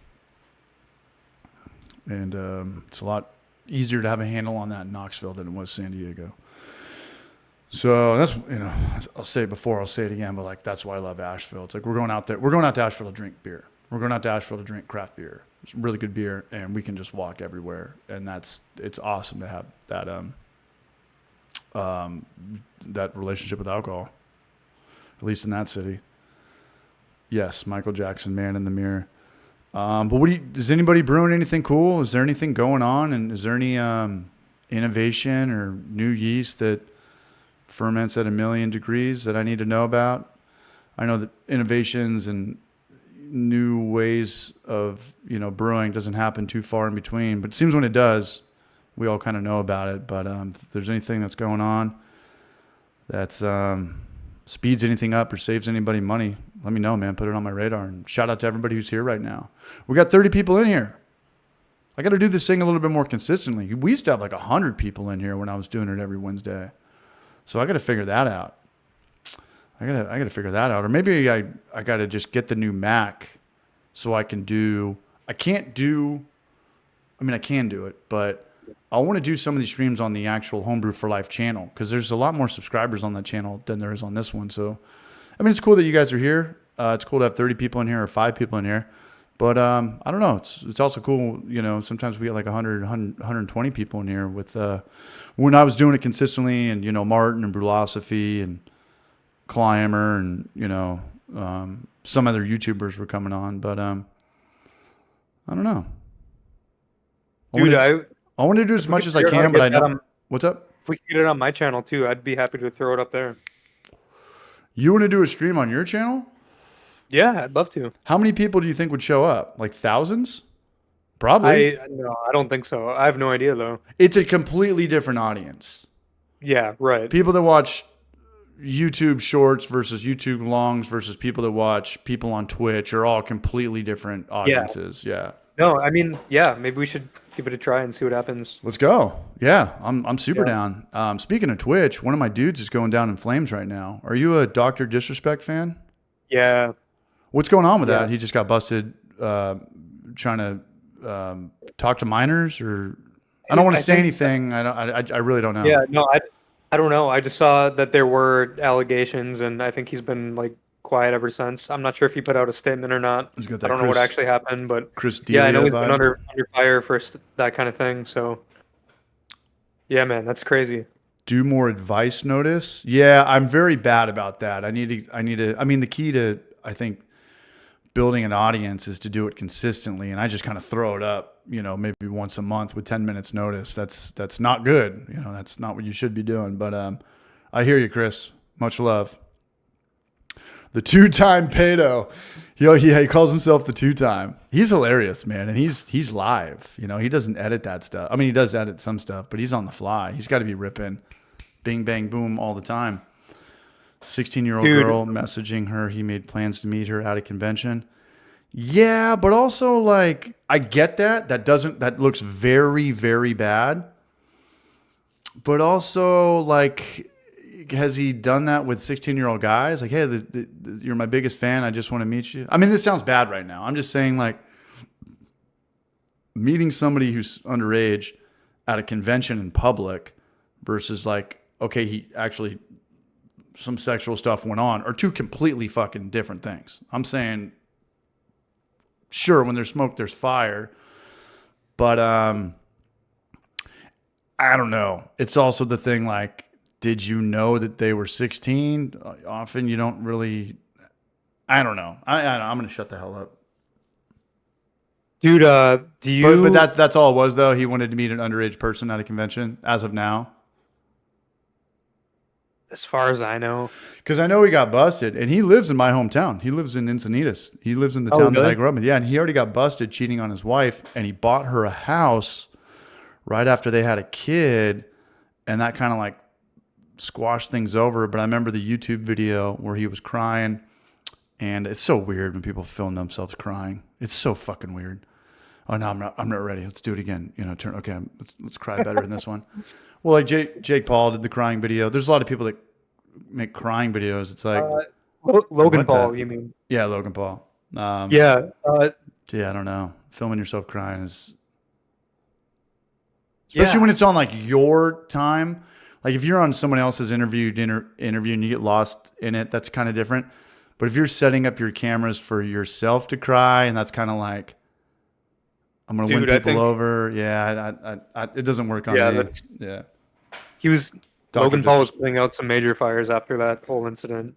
Yeah, and we talked about this a little bit when you were in town. Have you reached out, or has Logan Paul reached out to you in the last few weeks since? Because I'd imagine because he's got that thing Prime, Dude, I've had hundreds, of probably requests. Thousands of comments of people asking me to ferment Prime into alcohol, and so I'm down to do it. He's sleeping on you, man. He should reach out to you for sure. Shout out Prime, drink Prime. You know what? Maybe we can make that happen. If we want to ferment Prime, turn Prime into wine, we'll see. If the people want it enough, I'll do it. And it's just like a Gatorade, right? Or is it more healthy, kind of like a vitamin water? Because Gatorade is not. It's not healthy at all. It is not healthy. It depends on the Gatorade, but I think Prime is supposed to be healthy hydration. Okay. Yeah. You know what I mean? Like when vitamin water came out, they're like, "Whoa, this isn't that good." It's like, well, because it's actually much healthier than Gatorade. It's just like vitamin water. Yeah, that's what it's called. Right. Yeah. And you know what? I'm biased because I used to work for Gatorade. Sure. Right. There are like G-Fit, Gatorlyte. There are Gatorades out there that are like probably better for the average person than just regular Gatorade. But yeah. Prime Mead. Love Prime the Bergs Wine. Are still here. Big shout out to Bergs. Burgerlicious, baby. Prime Wine. We'll have to make Prime Wine happen. We'll see what happens. Because I've never tried to ferment an electrolyte drink before. So, you know, it has sugar. So is that sugar fermentable? It'll depend on what sort of preservatives are in there. But if anybody can do it, it's me. So we'll see what happens. Yeah. And the way I look at it is it's all exposure for them because you're not selling it. It's just promoting their brand. But as soon as you were to like sell it, that's big lawsuit, copyright no-nos. But as far as you just making video content with their label, they would probably love the shit out of that, right? They'd be a fool not to. I've had people ask me, you know, is Mountain Dew gonna sue me for making Mountain Dew wine? I thought about that. I originally thought about that, but I was like, no. It's like no, like I've literally talked to the people at Mountain Dew, and I've like talked to their I interact with their Instagram accounts, and like they're all for it. Like it's just helping them. So as long as I'm not selling the product I'm making without like, you know, licensing and stuff, like it's free marketing for them. And as long as you leave it at Mountain Dew, you're not talking about like what's really inside of it and what like this stuff is. Because everyone knows, maybe not everyone knows, but like the stuff that's in Mountain Dew or soda or candy or Jolly Ranchers or whatever, this stuff, it's not nutritious. It's barely passing FDA. It's not lemon and lime that's in Gatorade. There's no lemon and lime in there. Again, I used to work at Gatorade. You're a little bit biased, but it's like chemicals. Well, Here we go. Everything is chemicals. Right, I know. Everything is a certain point is broken down to the periodic table. Yeah. That's a great loophole you just did to keep yourself out of trouble. No, I'm just kidding. Everything is chemicals. You know what? Water is chemicals. Literally yeah. everything is chemicals. Yeah. What does it mean if something is chemicals? I'm just saying it's. Are they? You could lobby against. I'm just saying that it was probably probably the best time ever to own Gatorade in the 90s before the internet and just have or a meat company, like Spam and dude, Gatorade's still killing it. No, I know, and it doesn't matter. Like Starbucks is still killing it, and they had to put their legally they had to put their nutritional facts on their stuff, and it was like, whoa, this shit. Aside from their black coffee, which is 5 calories, but all their other stuff is hundreds and hundreds and hundreds of calories. But people didn't bat an eye. People still going to get it. Sugar sells. Sugar sells. Bottom line. And I don't know when that happened. Anybody in the chat know? Because remember in the 90s when you could go to McDonald's and it was just McDonald's? They didn't have to legally put out nutritional facts? I don't recall. I was born in 98, so. That's crazy. And then all of a sudden it was like, why are all these companies showing how many calories are in like their chicken sandwiches? They legally have to do it. Something happened 2020. It's crazy to me that like it's weird. And then alcohol has a loophole. They don't have to do it. It's like there was a point in time where that wasn't a thing. We'll do a trivia. We'll do a poll on that. Let's do engage with the audience. What year did it become? What year did Nutritional Facts NF become a law? Let's go over 19. What's a good over under? We'll go 1999. Under 1990. Somebody said Prime getting sued for their Olympic theme beverage. But I saw that. Yeah, I made Mountain Dew wine, I made Peeps wine, I made Monster wine. Maybe Prime is next. We'll see.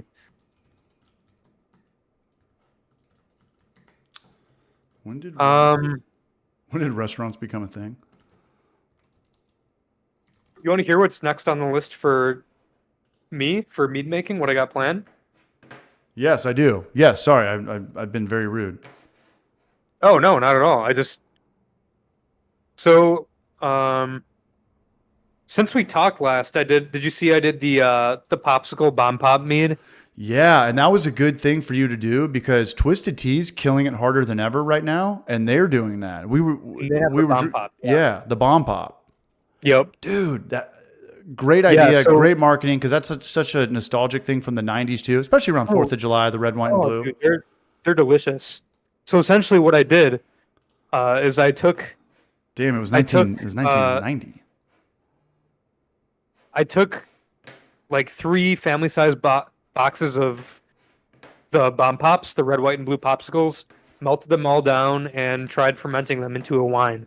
It's fermenting now. It's still going like crazy after like 2 weeks, so we'll see what happens, but I'm excited about that one. Last week I made a blueberry maple mead. It's actually one of the first experimental meads that I made. I made it a while ago. It's probably one of my most popular recipes in my recipe book. Everybody that makes it loves it because the final product tastes like blueberry pancakes. Because it's not just fermented honey, it's also fermented maple syrup. And so I think that's technically called like an acerglyn, something like that. But yeah, that recipe always turns out delicious. I've made it a handful of times. Can't wait for that one.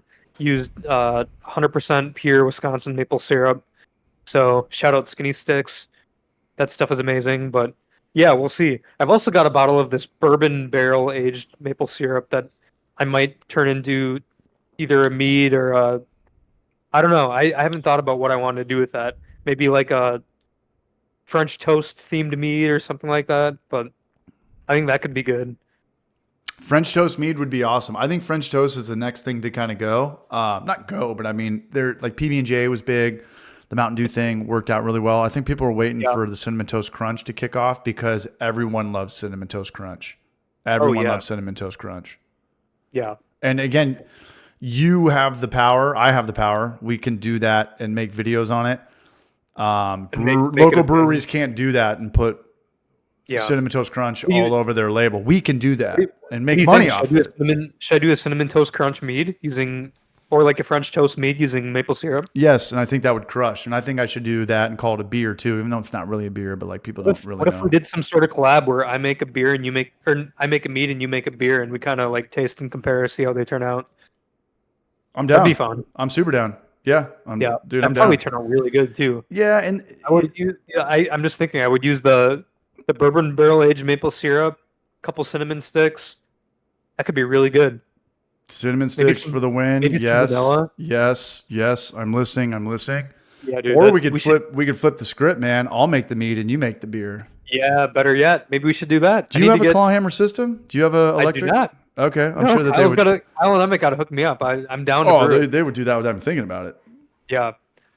Big shout out to Brewing Bad Tennessee in the house. I saw his Instagram post the other day. He was rocking a brew day with the Clawhammer system. Much love. And I'm not, I love Clawhammer, and we're also friends. And I've never had a problem with the system. I've talked to people who have had problems. I've talked to people who've had problems with grainfathers. I broke my buddy's grainfather. Problems with anvil. Sooner or later, there is going to be problems with every system. I've brewed on my Clawhammer system, I don't know, maybe 8 to 10 times. And then before that, I'd use the bucket and use it on propane without the electric stuff. And you're not gonna break anything on that. But so far so good. I schlepped that thing out here from San Diego. Worked flawlessly. So Dude, I'm not. What I'm trying to say is I'm not being a salesman for Clawhammer right now. I'm not. No, promoting. their stuff is second to none. It's legit. Grainfather is Working with cool them- too, but the bummer about Grainfather, if something breaks in there or goes wrong, you got to take the whole thing apart. Which why like Clawhammer, it's like, they're the one that has the whole system at the bottom, right? yeah, the pump's built in. Gotcha. All the heating elements are at the bottom. That's everything. That's Grainfather. Yeah. That's Anvil. That's Mash and Boil, Firmzilla or whatever. Okay. They're all kind of the same thing. And the Clawhammer is kind of like kind of like a DIY system, but I like that better. Like you could probably make a Clawhammer system for like $600. To have the 10-gallon boil kettle with the tri-clamp and then the valve, that's going to be the most difficult part. But if you can buy that, if you come up on that, I would just do a DIY system. Yeah, but the thing is, who wants to take the time to do that, and who like knows enough? Like, if I were going to make a beer, I wouldn't want to go through the process of doing all that when I know nothing about beer making. I would just want to get a system that has kind of everything all at once. Same thing with like mead making kits. But yeah. So you you have a lot less to worry. Like no, you don't need an Emmett or a customer service line for your kit. Like you're going to need that with anything electrical for sure. Yeah, well, I still do that, but yeah, You do? It would be probably. Oh yeah. You do that, or Yeah. do you pay somebody to do that? Yeah, I do everything. You write back to all these people, or do you even have Dude, I do that 2 hours every single day. Oh fuck! Yeah. Sorry to hear. And what happens? It's just like they're idiots. Oh, I don't mind it. I like talking with the customers. No, it's usually like. Charlie, you are a nice dude. You are genuinely a nice guy. Oh, thank you. You're yeah. No, it's and I'm gonna usually make fun of you something in the video about this. I'm gonna be like, dude, this guy hasn't even seen like an R-rated movie yet. He's never seen Back to the Future. He hasn't seen Beetlejuice. He's never said the F word. He's probably never seen Cliffhanger. You're a good dude for writing these people back, or I mean, do you even have a company line, a 1-800 number? I do it all. I do it all. I do all the customer service myself. I like replying to emails. I want to talk to the customers directly. If they have questions about things, I answer them. If something breaks in their kit, like during shipment, I'll just send them a new one. I'm the person that talks to them, and I like being that person. If I'm the face of the business, and I want to be the person making sure that everything goes well. But what's the number one problem? Is that it? Like just shipping something got like a airlock got cracked? Yeah, but actually recently it's been really good because I mean, for a while, like when we first launched the kits, Elementary. What's up, Elementary in the house? when we first launched the kits, a lot of the times the lids would come like cracked because of how they were packaged. Okay, so And just so stuff it that's was outside of your control. There could be the, yeah, Jim well, Carrey it was UPS it was guy. simple. It was as simple as talking to the guys at the warehouse, repacking it, and it hasn't been an issue since. So it's kind of a Gotcha. trial and error thing. Gotcha. Yeah, so that's been I to be honest, dude, I like doing that stuff. It's fun. I do genuinely enjoy it. I'm not the guy that I'm not the bad guy that Reddit makes me out to be, I promise. No, you're definitely not. And you could have an ego or be a douchebag with the position you're in, the success you've had for your age, especially. And Charlie is none of that. Charlie, what you're seeing right now is what you get. This is why I love the Hoppy Hour, because people are pretty transparent. Unless you have like a brewery owner come on, they got to be a little bit more PR'd out. I should probably be a little bit be more PR'd out from time to time. But this is Charlie. Like, what you see is what you get, man. It's me, man. Yeah, you know better than anyone. Yeah, for sure. It was cool. Like I picked Charlie up. We went to the bar. The bartender knew who Charlie was. He wanted to take a picture with Charlie. I was like trying to get in there. That was crazy. It's starting to get to the point now where Because you did start putting your face out there, and you didn't do that in the beginning. yeah. So I never showed my face. I don't know why. I think it's just because for a while I just did the Shyness same thing? content over and over. One day I decided, like when I took it full time, to start showing my face. And recently, like I'll go into public and people will recognize me, usually from like my viral videos, like the Mountain Dew video. But like you said, the bartender recognized me, got a picture with me. It's kind of weird because it doesn't feel real, but I don't know. It's cool. I like it. And that kind of fucked with my head too, because when he was talking about watching your videos, because he was one of the few people that said that he is on TikTok a lot, or more than he's on Instagram. Yeah. And he's like, I go to the bathroom and I'm a bartender, I'm on break, or anywhere you work. He's like, I run here. Dude, I feel like you didn't realize that until like he and I like explained that to you, and then you're like, oh shit. I didn't even think about that. Algorithm based. Dude, yeah. I didn't even think about that. Elementary, Brew Show, who's ever here. Reels, TikToks, you don't click on it. They're just forcing you to watch it already, and then you send it to a million people if you like it or it's funny. That wasn't even on my radar.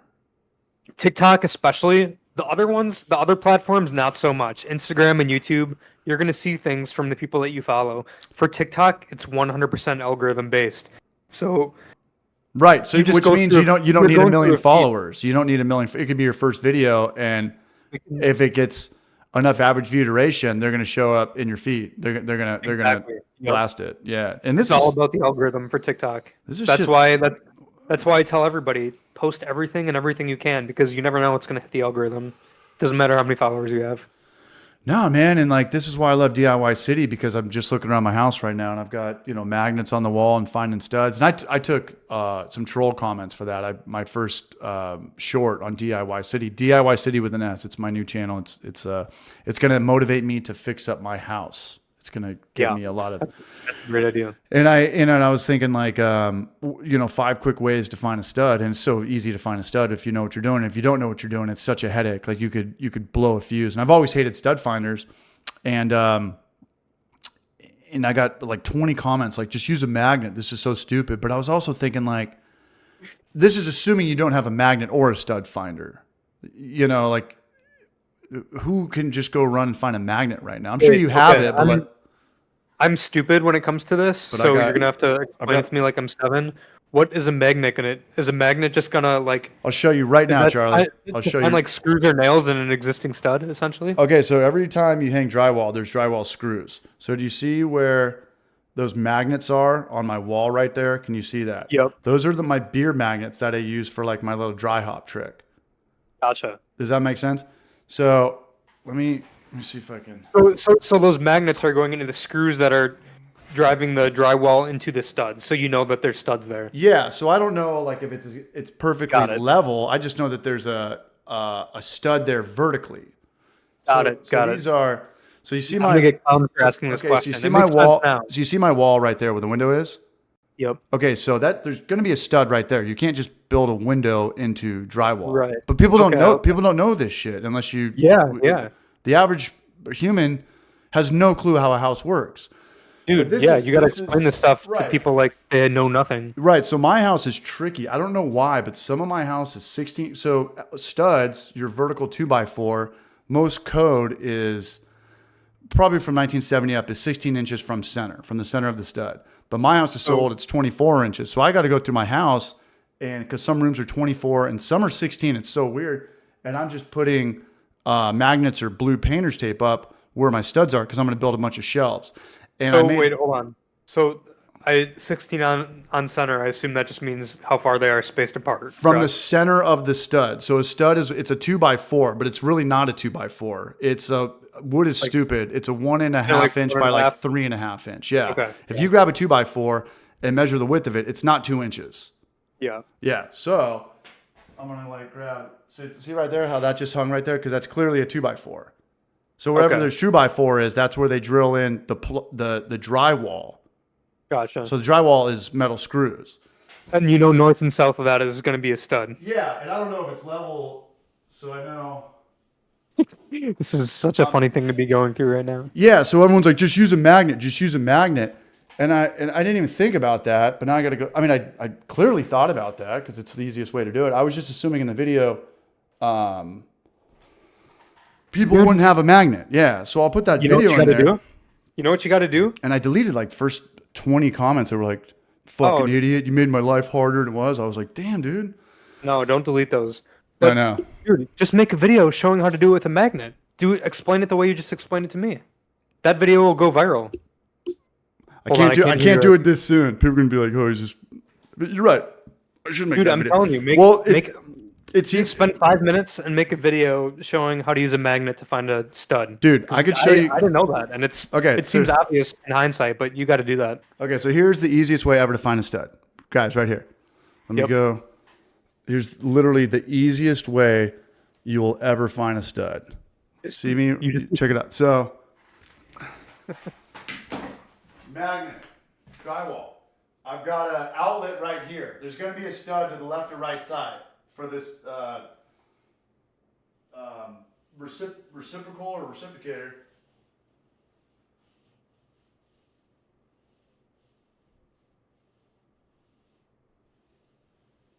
All right, look. Boom. Oh, shit. You got to make sure it's on the right side, though.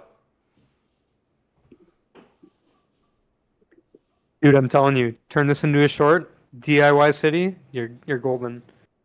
Stuff like that is. I'm gonna know. Stuff like that, when you're catering to people that don't know what the hell they're doing, that's the stuff that's gonna pop off because it's gonna apply to 99% of people in the world. Okay, I was on the wrong side. Ron Barnes, the reason the magnet works for wooden studs, as okay, Charlie, see it? Charlie, yep. Took my hand off, found a stud. There we go, perfect. Yeah. Ron Barnes, it works because the magnet sticks to screws that are screwing the drywall into the studs. Sorry about that, guys. So if the magnet sticks there, you know that there's a stud there. That's essentially what he's explaining. And that's like such a great trick that nobody knows. Or at least maybe everybody knows it and I'm just the one-off person, but I think it's worth making a tutorial about. Oh shit, maybe I should do it like right now. Yeah, it's little things like that but I made that video with the intention of like no one's gonna have a stud finder or a magnet. I could put the link here, I'll put it in here. I mean, I'll do it later, but whatever. But yeah, little things like that. Sorry about that, guys. I'm back. Charlie, what are you drinking? Should we do another beer? I was just gonna go grab one. Mm-hmm. Should we take a 10-second break and grab one? Yeah, I'll hold the fort down. Then I'm gonna have to drain the main vein. I think I'm on beer. This is my third beer. Where's everyone else at? I've got, you know what? I'm on my third drink as well. I went Scotch, beer, mead, and now I'm gonna go back to beer. Okay, let's do it. Be right back.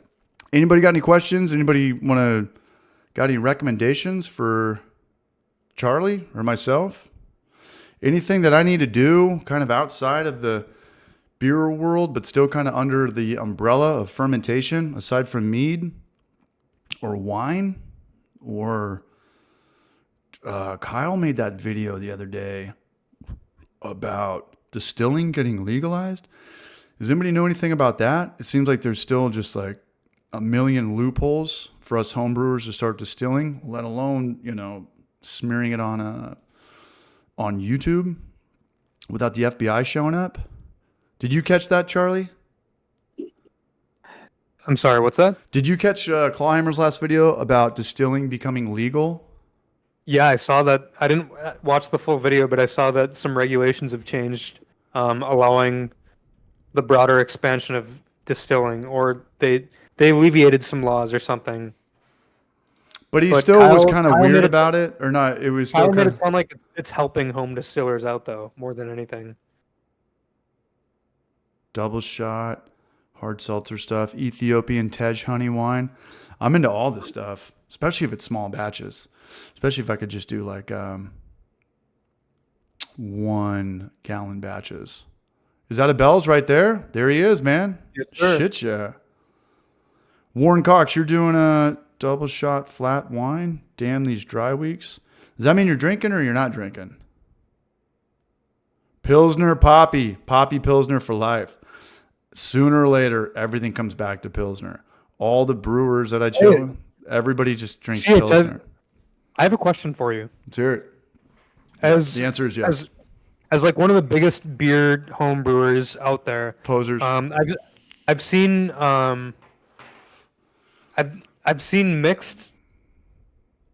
I've gotten mixed information about this topic, because I got made fun of one time, and it's always been on my mind every time I pour a beer that I pour it wrong, and I want to get your tip. Okay. And, you know what? Maybe I should have waited to do this, but so you know, some people, and what I was always taught to do is like tip the cup, slowly pour the beer because you don't want to get a lot of foam, right?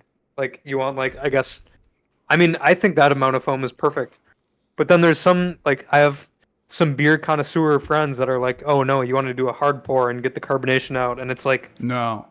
half the cup is foam. So no, we talked about this What on do you here think? before.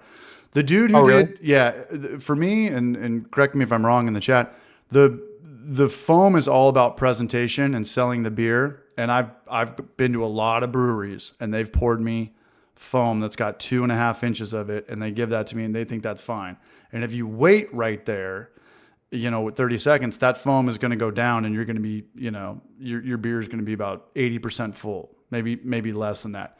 So the people that kind of like not know, but want to get like their best bang for their buck, there's people that come in, they'll be like, hey, can I get a beer with no foam? Because what you got to realize is that the foam is just head, right? It's been carbonated before. It's been in a bright tank, or it's been something bottle conditioned. That's why I love Pacifico. It's because it never has any head. There's never any foam on that. Why is that? I don't know. But if you ever get that's a good question. If you ever get a pint of Pilsner or a pint of Pacifico, there is like no head, and it's to the brim right there. And in my, I've always loved Pacifico, but I'm getting my best bang for my buck. But yeah, I just think. So if you do a hard pour, like people say that there's more aromatics and you get more of the flavor. Dude, that could go either way. When it comes down to me, I just want to get the bang for my buck. If I'm spending $8 on a beer, I want to get 16 ounces. And when they're talking 16 ounces, they're talking about like the part at the top of the glass where it damn near overflows. We don't really get beers like that. We always get them like, you know, a centimeter less. But that's what I paid for it, and that's what I want. So if you give me 2 inches of head, it means nothing. I can give you a flat beer right now that hasn't been carbonated, and I can grab a CO2 tank and crank it a little bit and put that head on there for you if you want that. But that doesn't mean you're just giving head to it. The beer's not carbonated. You know, to me, it's a presentation thing. And I remember that movie. Have you seen Django Unchained? Yeah. Okay, I remember the intro scene where they're in not the intro scene, but he brings Jamie Foxx to the tavern, and there's like 20 guys outside that want to kill him, and he's making this beer, and they take the butter knife and they swipe the head off the beer. I don't want you touching my fucking beer with a butter knife. I don't want that at all. I don't care at all about that. Butter knife beer, leave the head. But like back in the day, in the 90s, if you saw a Stella Artois or an Amstel commercial, they would do it like that. And it just looks like it's artesian or, you know, craft beer before craft beer. And it's like, dude, we're talking about CO2. You know, we're talking about non-flammable gas that makes you burn. Right. I want more beer. Yeah. Yeah. So I got you. So it just comes down to personal preference. There's not a right or wrong way. 'Cause that the Lucre tap thing, that's like all carbonation, but you got to just keep in mind when the carbonation dies out, you don't have a full beer. You don't have a full 16 ounces of liquid. yeah, if you get a cup that's half foam, half beer, if you do one of those like hard pours, that's better for the flavor. Once that foam goes away, I don't know about that. You have, you know. I don't You know. don't know Jonathan about what? Elliott, what's your take on that? Beer quaz. Ron Barnes, what do you guys like a little bit of head on there? I mean, if I get a little bit of head on there, I need like a little bit of head on, like you know how Guinness is like just a little bit after it settles out. So you're a no foam guy. You No prefer, foam. like, No. It's already been okay, carbonated. okay. It's already been in a bright tank. It's already been it's already got gas in it. Before they put it on, before they crank that keg and put it on, that beer is carbonated. Right. Does that make sense? You got your stacks of kegs Maybe- back there. This maybe one's some not ready to people go on until this one kicks. They've already been carbonated. Maybe some people just like the taste of the foam. The beer mustache, the milk mustache, it all sells. It all looks good. But like at the end of the day, you're kind of I stealing from the customer. Speaking of mustaches, I had several comments Mustache, on question. I had several comments on the last video where we See, did the tasting because I had Bruce my sees it the other way. mustache I had my mustache when I visited you guys, and people seem to like the mustache, but I got rid of it. Should the mustache come back? Let me know in the chat. Girlfriend doesn't like it. I'll put that out there. That could be a big thing. That could be the deal breaker. Good to see Jonathan Elliott in here, man. Big shout out to the Pacific Northwest, Astoria. He's out there where Goonies was filmed. Have you seen Goonies, Charlie? Of course. Okay, but you also haven't seen Back to the Future, so I have to ask the question. That's fair. Yeah. Right on. The head is all about presentation. I'm 100% with beer quaz. You can't do a commercial with a flat looking beer. You just can't. It's got to have. I'm happy you guys said that because What's up, Nathan? What's up, Raj? I'm with you, but I got made fun of because I had such a weak pour, and apparently I was supposed to have more foam for the flavor, but that seems to be not true. No, I don't think there's anything to do with flavor. I mean, there's always like ways to, shake the beer around or the wine glass or put it into a decanter to kind of break it open a little bit. But like, it's going to settle after a minute, and this is probably something I would lose in a debate too against a sommelier or what's the other one? Not a sommelier. Well, what's a cicerone? Yeah. I mean, But they you gotta have give to, yourself a but their little whole bit of thing credit. is presentation and selling, words Also- and terminology. All right. Also, CH, you are a beer brewing channel with 50,000 subscribers. So Not that yet. holds some weight. I'm coming up on it. Yeah. I'm just saying, I would listen to you over a beer sommelier. No, but there's also with home brewing, there's no, it's like a mechanic or a chef, or a mead, a master mead guy. There's a million different ways to skin a cat. And I am a very, when I used to brew a lot, I only brew like, a handful of times a year now, but, I would go pretty fast. I would go off muscle memory. There's a lot of guys that spend a lot of time on Beersmith and recipe. And like, when we were out here and we were looking at our beer salts and our breakdown with this and that, it was like, okay, we're at a 0.2 of gypsum. Do we need to go to the store? I'm like, fuck no, we're not going to the store for 0.2 grams of gypsum. Like we're brewing. Yeah, we're cooking with brewing- grease. But some people would go to the store, like is there To right? me, Is there wrong? homebrewing there's certainly an art and a science to it, but it's Absolutely. also about having fun. It's about having fun. Yeah. There needs to be a balance. Yeah. I don't Yeah. want I don't know. Right. No, and I've Well, always hey, I have something to say. let's hear it. Speaking of master brewers, speaking of master mead makers, Man-Made Mead did a collaboration with He's a good dude. Man-Made Mead did a collaboration with He doesn't follow me back on Clawhammer. Instagram. Yeah.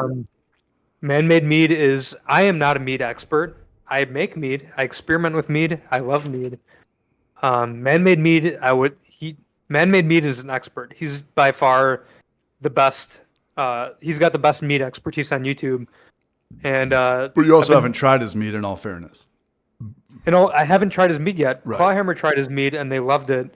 And I'm going to be collabing with him hopefully sometime this fall. He and I have been talking, and we don't have anything specific planned yet, but there are things in the works, and Man-Made Mead and I are gonna have some sort of collaboration very soon. So I Shout can't out wait to for him. that. Yeah, I got to get He's him on here too. yeah, I think Man-Made Mead is.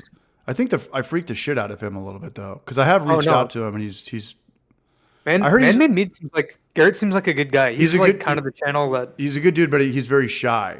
He's very when he's off camera. mean, he's very. That's how I am too, though. Like Eh. we're both scientists at heart. Like that's how we are. But you know what? Man-Made Mead is the channel that got me started with making mead. Shout out to And so I Man-Made can't Mead. wait- What's I his can't name? wait to collab with him. Garrett. Garrett. He seems like, I mean, I've only chatted with him over email, but he seems like a good dude. We're going to collab together this fall. It's going to be awesome.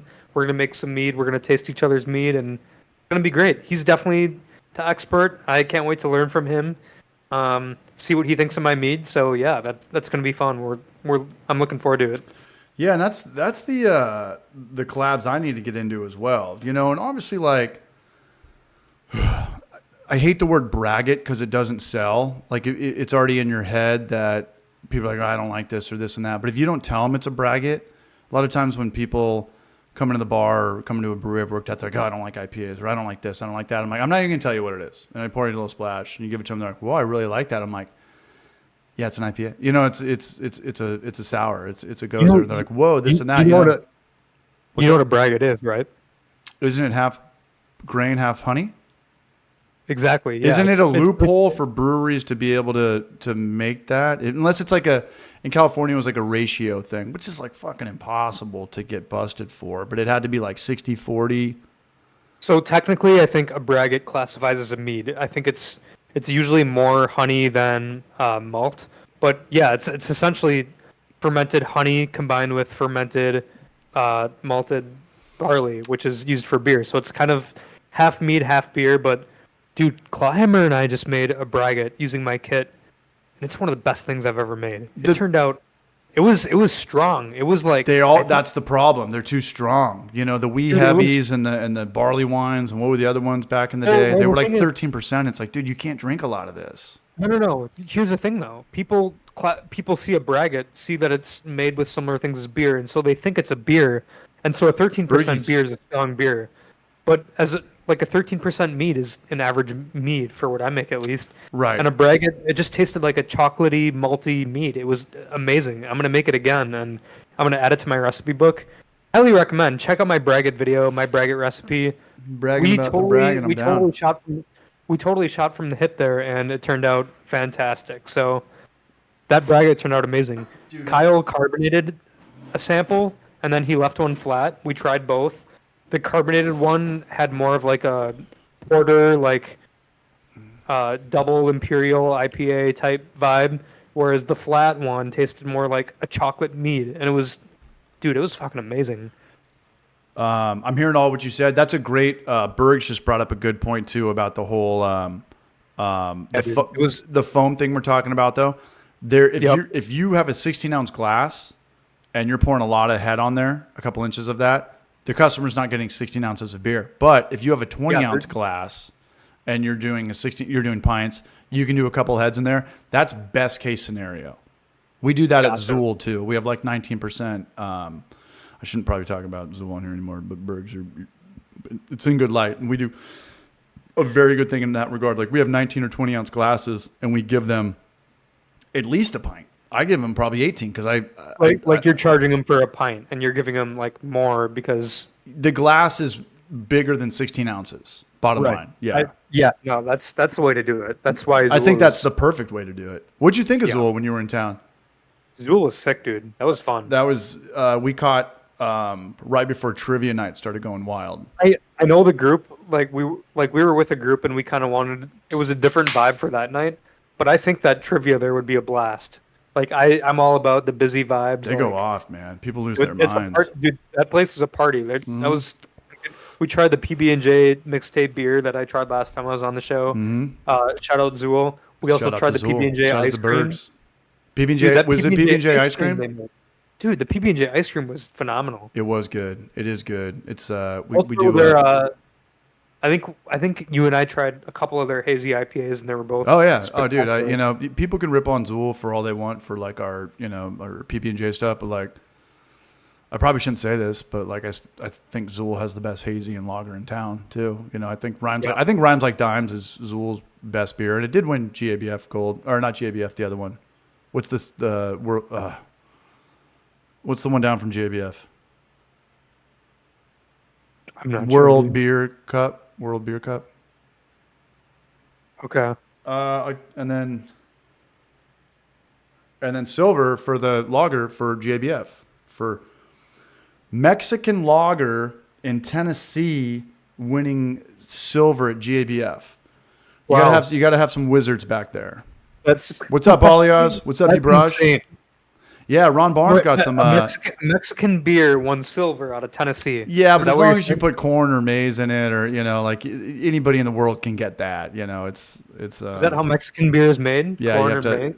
maize? Same thing. You want to Is that call it like corn. how a Corona is made? So, and somebody helped me out with this on the legalities of calling something a Mexican lager. It's got nothing to do with the yeast. It's got nothing to do with the hops. It's got everything to do with adding the grain. corn.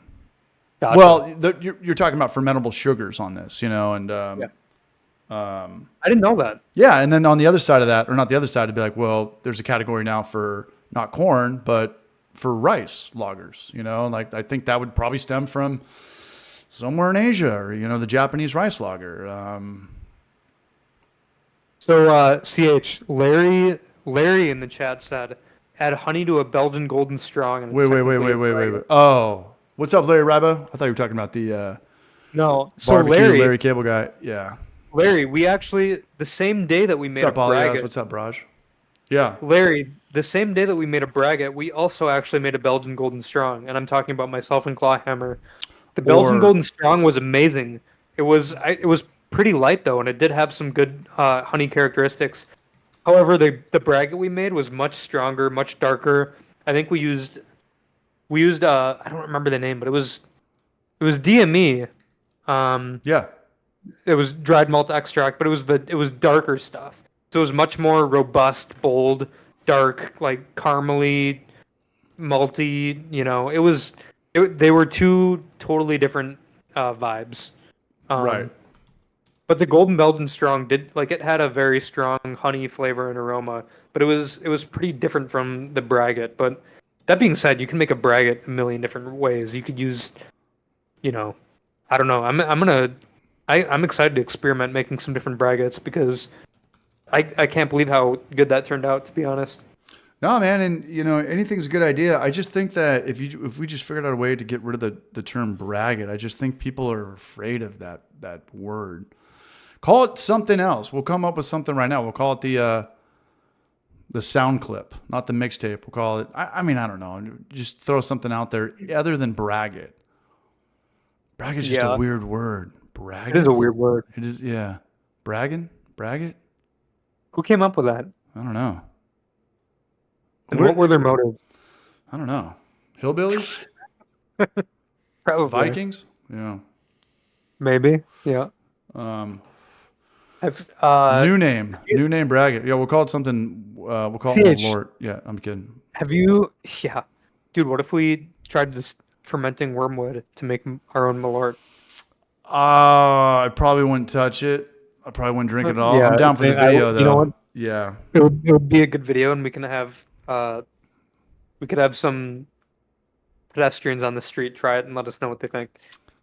Anyways, have you ever made a mead before? Have you ever made a mead before? I've made a couple of meads. It was What kind? It was the thing when I made mead. About this. Yeah, so when I made mead, and the video that the time we filmed it, we used really good mead, and really good honey, and it was from Temecula Valley something. And again, I don't think that the audience care. The homebrewing audience cares, but I'm talking about like the general public. Like they don't know what's good honey or if they're not even using honey. But I think we paid $60 for 5 pounds, and I think we got a good deal on that. Would that make sense?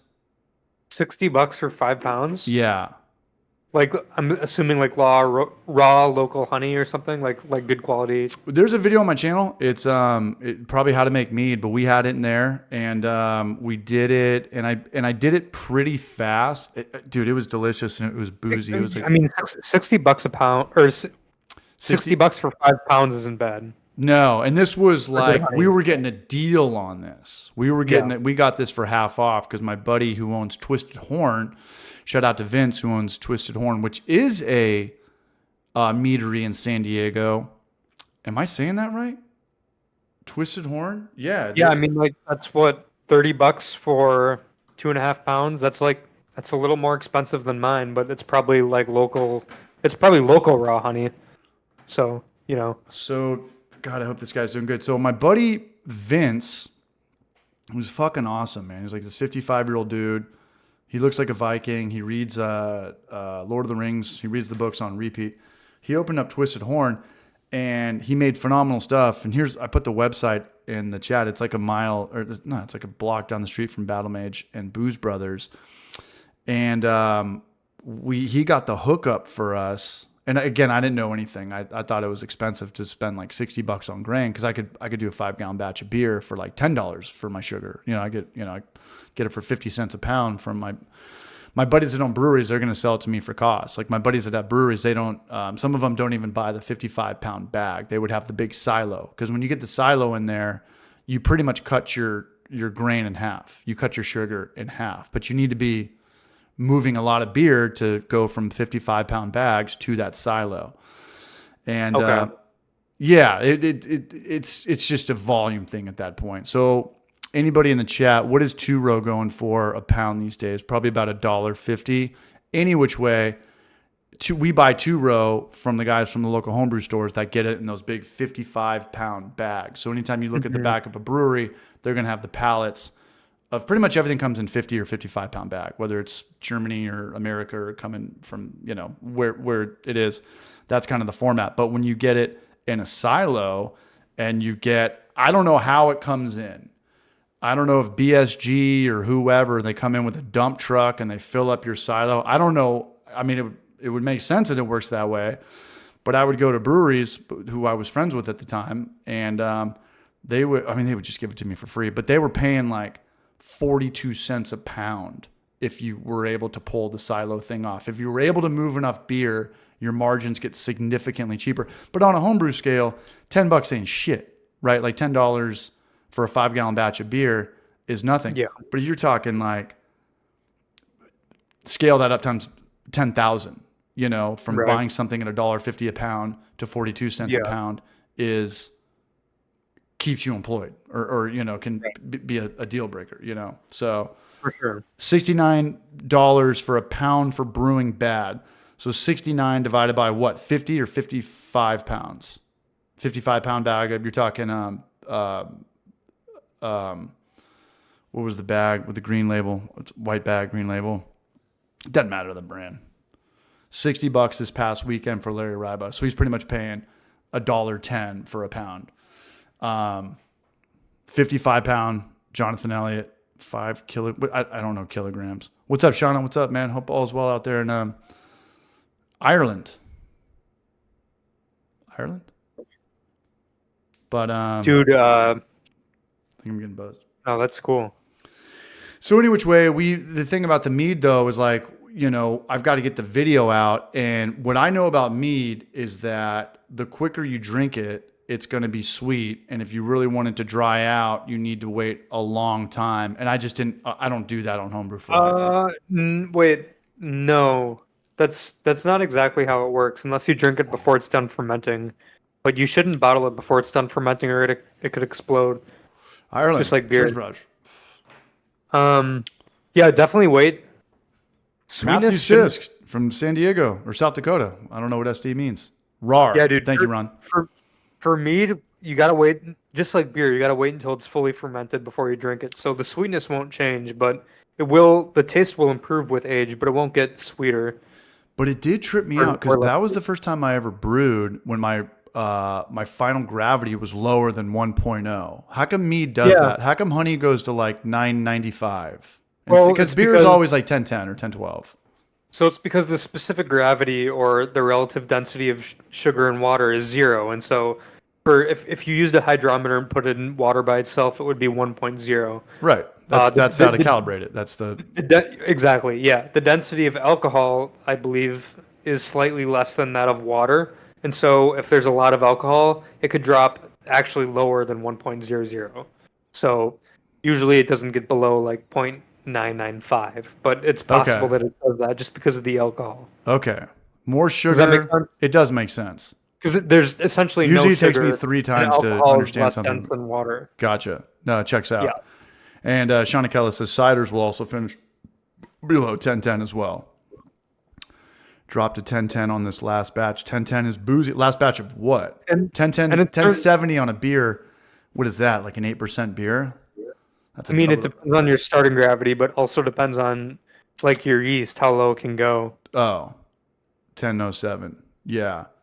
But yeah, no, it's for meat, it's like pretty common to get like 998, 996 if it ferments completely dry. So if it doesn't get lower than 1.0, you just were too premature. You got to give it some more time, or you got to hit it with another yeast packet, because it sounds like that'd be like homebrewers getting like 1015 or 1020, like a stuck fermentation, or not stuck. Maybe you stressed the yeast out and just had too much sugar and not enough. Usually with mead, your starting gravity is so high that you might have just reached the yeast alcohol tolerance by the time you're at 1010 or 1020 even, or like to the point where you could already be at 14, 15, 16% by the time you're still at, you might still be at 1010, so you have some residual sweetness, but you're already at 15%, and that yeast is toast, and it can't do anything more.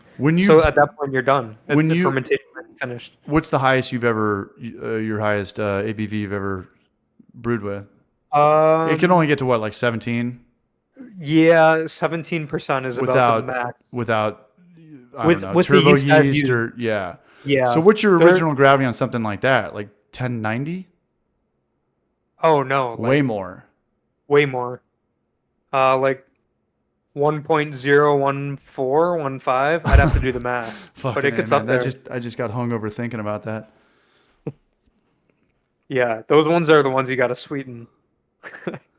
Does Kvike yeast work with mead? I would imagine, but I don't know. Charlie, that's all you. I don't know the tolerance or anything about it. I'd have to look into it. Kvike was the yeast that came around that was like it could ferment hot and didn't have any off flavors. Like how hot? Really hot. Like above room temp? Heated up after? Yeah. I used to pitch Kvike at like 90. Okay. Yeah. Oh wow. Yeah. So is it a quicker ferment or something? No, like back in the day, I don't know if it was no off flavors. Yeah, like room temperature was everything, and I haven't tried that because I haven't used temperature controlled fermentation systems. I've only used my kits, which are like designed to ferment at room temperature. So I've only used yeast that have been designed to ferment at room temperature. Yeah. I haven't experimented with temperature control, but I should. Maybe I should. That would make for some good content for sure. Yeah, and also when I was first brewing back in like 4 houses ago, I could certainly use Clawhammer's fermentation system to mess around with the temperature. Yeah. But things got different now. Yeast got better. Yeah. Fermenting under pressure, you got away with a lot of temperature control with that. For sure, yeah. And I don't know if it's like because the CO2 hides the off flavors, or there could be a lot of things involved in that. Way quicker. Oh, yeah. Also, the Kvike thing, you could ferment in like a day. That was the biggest kicker. Gotcha. So it was super quick with a higher temperature. And I think of this, like, why it worked so well too, because it was like the go-to for hazies. I remember like when I used to do hazies, it was like London Fog. I remember London Fog was a big one for White Labs. And then it went over to like the Omega Lutra. And then when they put it, and this wasn't that long ago. This is only like 3 or 4 years ago. Have you collabed with Bradley from Portly Gentleman? He's my dude. Yeah, he comes in and out more than I do. Sometimes you just need a break, Have you made any videos with him? Oh man, he's been on the Hoppy Hour a bunch, but I don't know. No, well, I didn't like collabs because unless you're gonna come over to my house. Like the brew show and me probably made like 3 or 4 videos. We made a lot of videos. We did like the Mr. Yeah. Beer kit. We brewed. He got me into the whole like brewing a bag thing. He did it kind of how the DIY way that I did it, and then he's doing the Clawhammer system these days. Yeah. But I didn't like the idea of like the beer videos take too long as is. They take so long. And to do a collab, it's like, well, this guy's beer is ready, but mine's not. Dude. And I've got to So- ship this shit out and fucking. Brad, I just got on Bradley's content from Portly Gentleman. That dude is a mastermind. Like you can tell he knows way more than me about homebrewing. I watched his video. Like he's dialed into like the system, He's- that brand that dude, he's he's- with. He knows like all the. he's got all the technicalities down. That dude is. He's got some he's bells and legit. whistles, yeah. I would love to collab with him. He just did a review on some beer kit, and like he was like just sort of picking it apart. He's a good dude. He was talking about like the pressure systems and different fermenters and stuff and things that went way over my head. But I don't know. He knows the shit with beer brewing, and I think he'd make for some good content together if we're going into the really technical stuff, which a lot of my followers actually appreciate and like. So Yeah. no, he seems like he's got a good channel. He's got a great channel. He moved too. He actually moved from LA to Santa Rosa. I went to college up there, but he's into it and he's not into it, and then he's into it and he's not into it. And I get it. You know, the beer channel. If you go down like, hey, I just want to do beer. There's only so many videos you can make before you're, and people probably don't like what I'm about to say right now, but you're kind of just doing the same videos over and over at a certain point, and once you hit that, you kind of get burned out and you're like scraping for ideas or new things, and it's like not really there. And I don't know. I think like if you do want to start a fermentation channel, beer is great. Like the community in here, making friends. I've made a lot of friends through beer. But when it comes down to like putting meat on the table or coming out with like way different content, it's just not there. It's just not there, and it burns people out. And when people Bradley's cool. Like everyone's cool, but Bradley comes and goes. He'll come out, but some people when they're done, like they're just done. Like Short Circuited. Do you remember him or Larry or Nikita? Or Genus Brewing. Like when you're done, you're just done. And it's cool to see Bradley. Pop in here and there. He drives a Cybertruck, doesn't he? I didn't even know that. You know him better than I do. That's pretty. I think I've seen on his story. I think it was him. Piraquas. Say no to Quebec. Quake. I'm jealous. I want to get a Cybertruck. Yeah, good dude. No, collab with Bradley, and I got to reach out to him. I'd love to get him on here.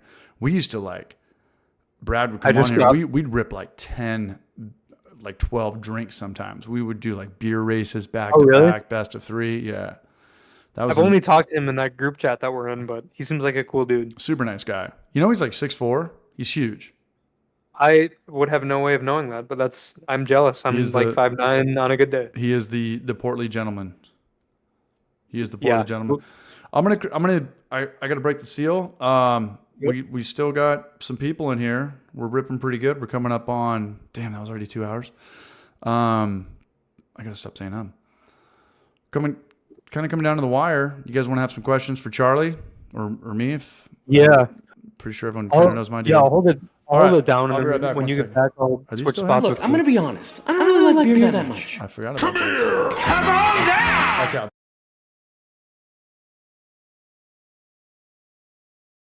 All right, what's up, guys?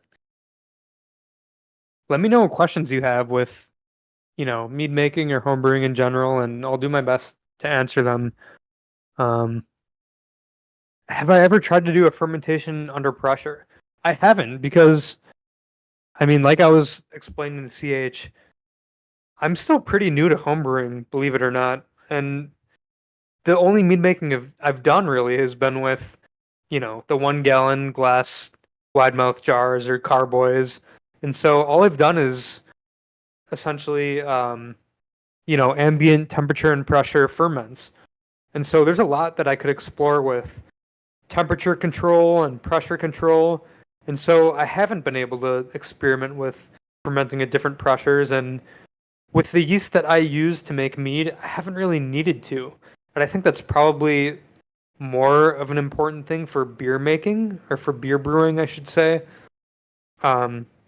Because with beer brewing, I believe you need, ideal temperature and pressure conditions to get an optimal product without off flavors. The nice thing about mead making is you don't necessarily need that, at least in my experience for the yeast I use. And again, I'm going to have to do some experimentation now that I know all these different strains of yeast, but I need your guys' help with that kind of stuff because I haven't done a lot of mead on my own. So if I should try that, let me know what sort of equipment I should get and what type of yeast and what pressure I should use, because admittedly, I would need to do my own research on that stuff before I do it the right way. Let's see.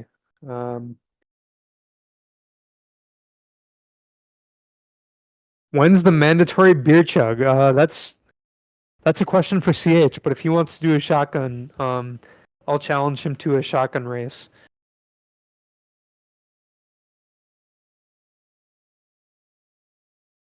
Charlie, you should try to ferment Monster Energy drink. You guys, take a look at this.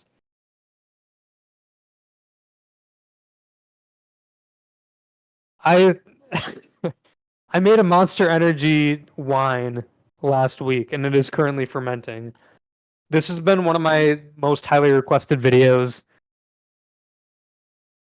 It's fermenting slowly. It's certainly not as rapid as some of my other meads because it's just straight up Monster Energy with lots of preservatives. And you know what? I wasn't sure that it was going to ferment at all, but yeah, we're doing that. Monster Energy is currently being fermented. Charlie, do you want these back? What's that? These little Lord of the Rings bottles we got over here? Oh no, dude, those are all yours. Are you sure? Appreciate that, man. These are cool little bottles. Put some hops in there or something. Yeah, there you go. What did I miss? Mandatory beer chug? It was a clip. mandatory beer chug. I told them that we would each shotgun a beer, so now we have to do that. Give me a minute on that. Okay. I'll tell you what.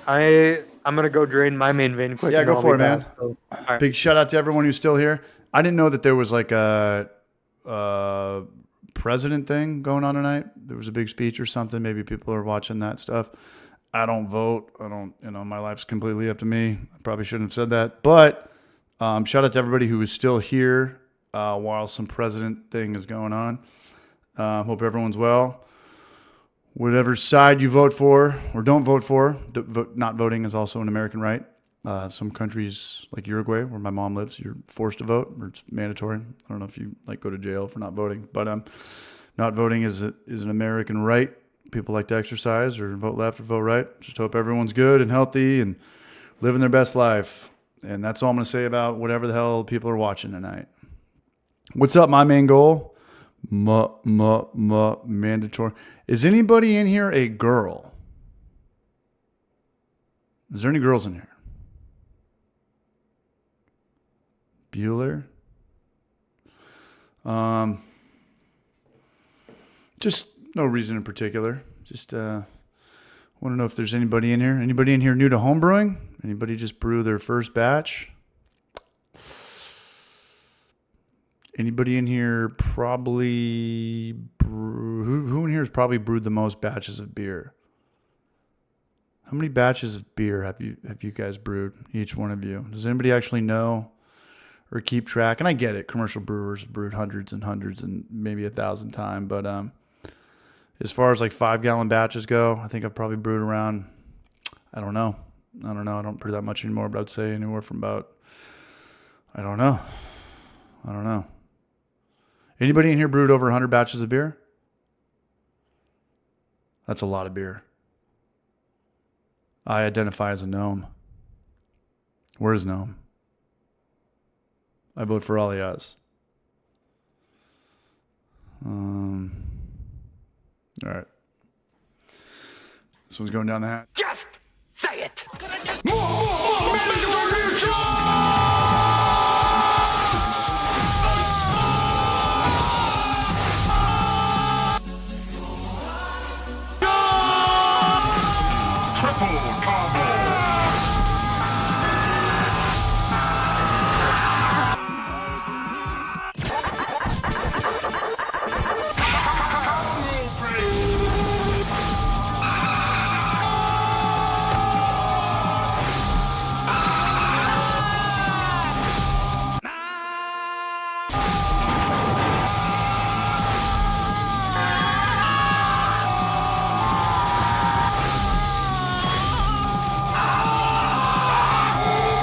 we get two more subscribers, and I'll be at 100 subscribers. That's small, one small step. Are they still listening right now? They're listening right now. Yeah, I just the NBC button because we need two two more people. I'm putting the link. Two of you right now who aren't subscribed to DIY City SITY, go subscribe. Let's get TH to 100, and we'll both shotgun a beer. Yeah, and let's get Charlie over 1 million tonight. Can we get Charlie over 1 million right now? We just need like 250,000 more. I don't even know. When a channel's so young, you can't really search it for a couple weeks or a website. I think I'm still in the friend zone, the Google Analytics friend zone. Somebody asked me today on Instagram what I will do once I hit 1 million subscribers on YouTube. Come out to Knoxville and let's get loosey goosey. One request I had was, surprisingly, there's been two kind of absurd fermentations I've been requested to try. One is a pickle mead using like pickle juice. I love that. Not sure if the salinity or the saltiness would affect fermentation at all. I'd have to do some research. All I want to do is drink pickle juice and smell gasoline. That's all I've ever wanted. There you go, man. That's all you need. Yeah, I know. Two best scents right there. Tasting pickle juice, smelling gasoline. Dude, can we make a smelling gasoline cocktail? Am I the only one? Is that weird? Do you like smelling gasoline? I love smelling gasoline. That's I know. what my Monster Energy wine is. I say that to people, and they think it's so weird. Like, you like smelling gasoline and eating pickle juice or drinking pickle juice? I'm like, yeah. I'm fucking a man. I'm a human. Like, it's weird that you don't. When my YouTube channel gets to 1 million subscribers, I will take a gallon of hot dog water and turn it into wine. Whoa. Sorry, I'm still plugging my own dumb shit right now. Say that again from the top. Hot dog water. When my YouTube channel hits 1 million subscribers, I heard that part. I will attempt to ferment a gallon of hot dog water. Oh God! And turn it into wine. Okay, I definitely heard it this time. That is a hangout. How would you? Where does the sugar come from? We'd have to add honey. It would need to be a hot dog water mead. Okay, it's not just like hot dogs are just in a ton of sugar water. We'd have to add We wouldn't keep the hot dogs in there. We would boil a gallon of water with hot dogs, remove the hot dogs, we just have the hot dog water, add about 3 pounds of honey, so we have some fermentable sugar, and ferment the honey in hot dog water to make a hot dog water mead. That will be the video I make when I hit 1 million subscribers on YouTube. Can we do that in Knoxville or Asheville? Sure. Okay, you guys heard it here first. Shit, did I get 100 subscribers? Are we in NBC territory? You guys, by the way, you guys asked for. They were witnesses. They were witnesses. You were witnesses. You guys asked for this. This was not my idea. Let me see if I can. You guys asked for a hot dog water. You guys asked for a hot dog water mead. Okay, here we go. So here, you guys can kind of see. Let me click on this really quick. CH, are you at 100K or 100 subscribers? 100K? Only in dreams, baby. Only in dreams. You're gonna get there. All right, let me pull it up right here. Is this NBC territory? BC? Sorry, I'm on him. No, not him. Not your boy. Oh, shit, we're at 105, man. Much love. Thanks, guys. I appreciate that. Let's go. Let's go, man. All right. Let's go, man. And my best tutorial was on the stream tonight when I took my little beer magnet and showed everybody how to find a stud. Hey, CH, you actually have to make that video. I will make that video because somebody else is going to do it if I don't. They're going to eat my lunch. All right, let me get a glass really quick. All right, we're going to rip an NBC. All right, for the 100 subscriber hangout. All right, I'll be right back. We're going to do another NBC. Just say it.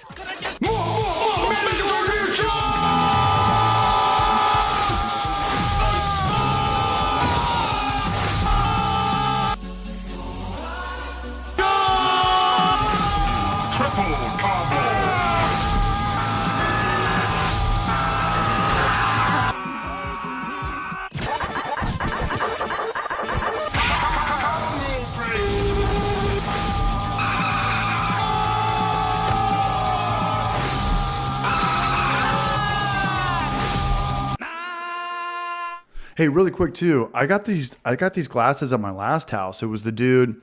I don't know his name off the top of my head, but he can make custom glasses with your your last name or maybe your Instagram handle or something etched in there, and he does a pretty good job.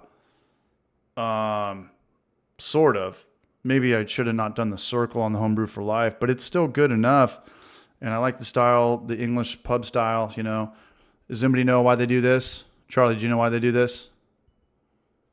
Grip. No, I'll leave it up to the chat. But I'll find the information on this guy. But Charlie, do you have any interest of making your own glassware? I've never thought about it. You should.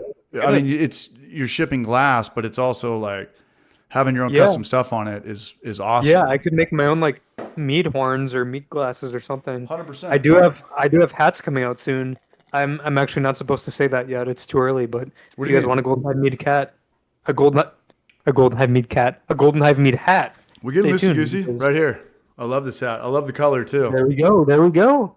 If you guys like the look of that, stay tuned because there's going to be some exciting things happening very soon. Are you going to do drops or are you going to have them always be available? Because you're a kid. You're for sure going to be drops. Okay. So it's going to be kind of like one-offs or... Yeah. Okay. Here's the thing about... One-offs mean this might be the only style you're going to get. Exactly, yeah. I've got some really cool trucker hat designs with the Golden Hive Mead patch logo, a really nice embroidered logo. And the thing is, there's a limited quantity. There's a limited quantity, and we're once getting those hats loosey-goosey are gone, like a motherfucker.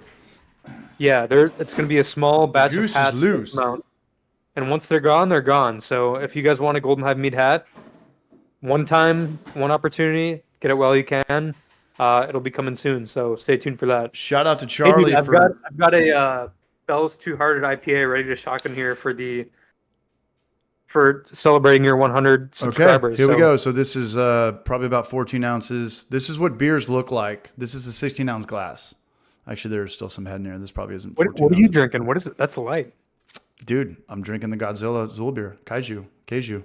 How is it? I haven't tried that one. It's good. It's what we're pretty much going for. But the beer that we did is a little bit higher ABV. It's going to be about 6%. The lightest lager? Yeah, rice lager. Yeah. All right, here we go, man. 100. Big shout out to everybody. We're going to NBC. If anybody wants to NBC with us, let me make that little thing smaller. You guys just saw it. You know what? Let's just do it together, and we'll just hear the Beetlejuice NBC song in our heads. Cheers, Charlie, to me getting 100 and to you getting 1,000,000. One small step for man. Cheers. I'm still on.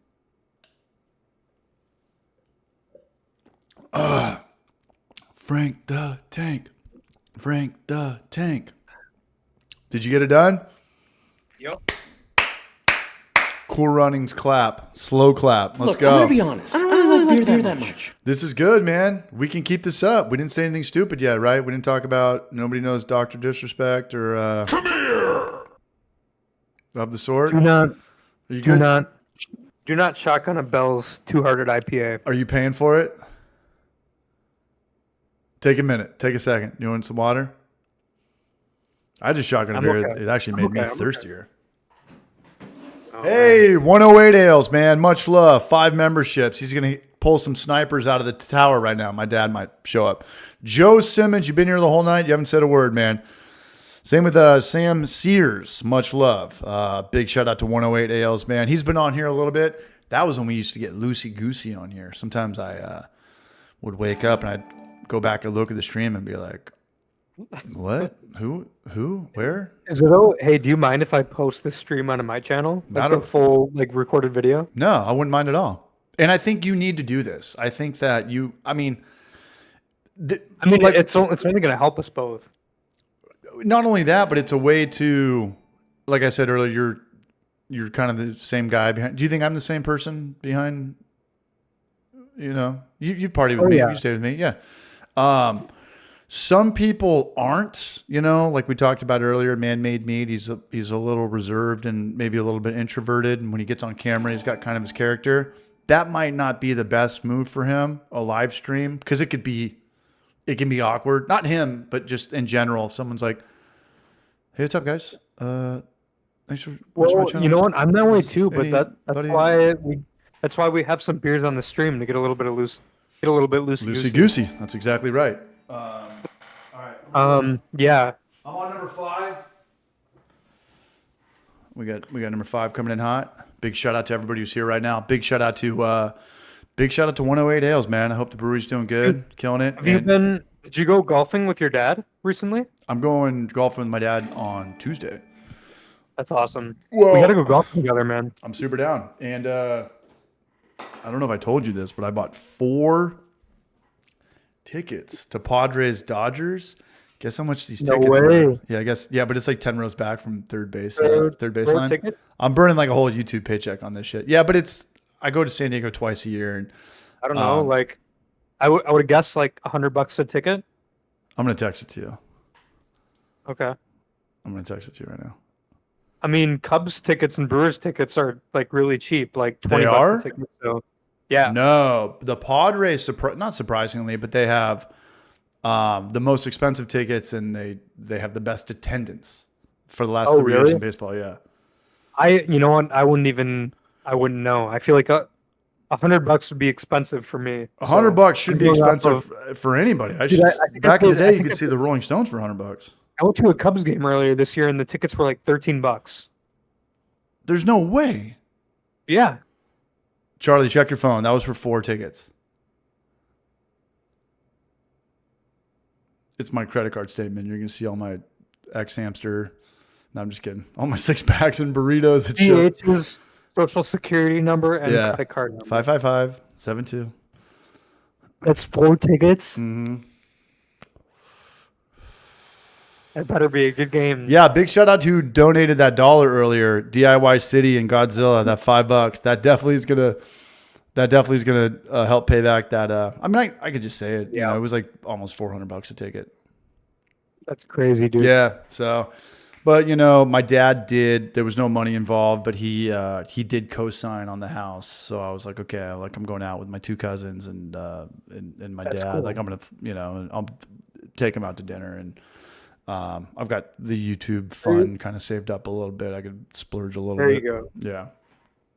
So it's going to be good, man. But any which way, a big shout out to anybody who's still here. And thank you, 108 Ales, man. You're a barrage. And DIY City for the donating the $1 and the Godzilla for the $5 super chat. Go, yeah. Much love, barrage. That's cool that And you get to go golfing with your dad, though. Yeah, and we're supposed to play tomorrow, but it's been raining. Bergs, are you still here? Is it raining out there in Hardin Valley? But if it's raining, we're going to go to Top Golf. Do you have a Top Golf in Chicago? Yeah, we have a Top Golf. I just went there not too long ago, actually. It was really fun. Yeah, Top Golf's kind of like, they're not just going to put that in any podunk city. You know, like they've got to have kind of like a... No, they're becoming... And the one... Kind of a classy thing. One, it's like a classy, you know, they open at 9 a.m., which means the one in Chicago I went to had a really good like restaurant too, where like you were in your bay like golfing off the balcony or whatever, and they would come and deliver like really good food to you. Like we got like burgers and wings and... Cheers, everyone. Yeah, it's good chow too. Yeah. Yeah, it was good. Yeah, it was like pleasantly surprised. It was fun. I love you, Bergs. When we went, we were just kind of expecting like it was me and some of my golf buddies and like our girlfriends, and we were just kind of like we didn't know what to expect, and it turned out to be like way more of a fun vibe than we expected. So for sure, gonna go back and like have some drinks. Yeah, they're open till like 2 a.m. too, which is insane. It's such a good idea, such a brilliant idea. It is, yeah. Maybe the best idea. Like I want them to be good. I don't want them to get like franchise and have these mom and pop owners. Like I want them to run like a tight Disneyland type ship, you know, where, without being too expensive and too ridiculous. Because at the end of the day, it's just a driving range and a bar. But what's the question on this? Can I bring my clubs to Top Golf, or is that the douchebag move? Like the guy that comes to the dive bar with his own like with his own like pool cue set that looks like a guitar bag. And you're like, shut the fuck up. The place I went, like, encourage you to bring your clubs. Like, okay, my buddy, I think my buddy and I brought our own clubs. But okay, so you're definitely not that guy. You're not that guy.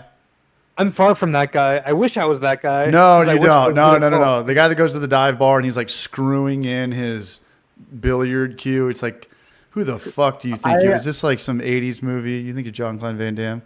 I have a good story about that exact situation. Some douchebag fucking did that, and then he sucked and lost all of his money. Because I No. hope that's the story.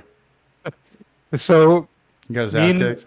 so my buddy Tyler, who's gonna come with us to Knoxville, Yeah, actually, your partner, he's my best friend. your best friend Um, / he works for you. There's no you own the brand. Yes. Okay, he's your employee / best friend. Gotcha. Well, yeah, he's an accountant. Right, but Here's my finances. it's not a He also happens he's not to a be my best friend. co-owner. No. Gotcha. I own 100% of Golden Mead. Hold on to that forever. Never. My channel doesn't make shit at all compared to your channel, but there was a time when I started it with a guy, and my channel doesn't make shit, but it was like 50-50, and after I edited like the first 10 videos, I was like, no, I'm gonna pay you $75 every time you come over. Like, this is mine, like. Yeah, for this to be 50-50, you have to be putting like the same exact amount of work, and that's impossible to do. That's effort, ideas. Yeah, that's impossible to do. Any which way, douchebag, dive bar. So we were at like our there's a local bar called $2 Bar in our hometown, and bar. yep. So it's just a little dive bar in our hometown, and like all my buddies and I, like we'll play pool here and there. We're just like casual players when we go to the bar. Like none of us are actually good or anything. Like we'll talk shit. We'll play pool. We'll win some games. We'll lose a lot of games. Anyways, there was this guy came up to us at a bar, and one of our other friends, his name was Hunter. He was talking shit to this guy, and we all had Hunter's back because like Hunter's a good guy. He's good at pool, and I think we were all just kind of talking to this guy, like saying, like, yeah, we'll play you in pool, like no problem, like we're great at pool. And so this guy like challenges us like money. He wants us to bet on this game. And we're all like, fuck it, like sure, yeah, we'll put 20. I don't remember how much it was, $20 on this game of pool, round of $50 beers, maybe. Yeah. I mean, it was a lot, but we were all drunk and we were like, this is just some random guy playing pool. So We got strength in numbers. We can kick his ass if push came to shove. Unless he's got a gun. So, We can still kick his ass. he basically did have a gun. So Whoa. Plot twist.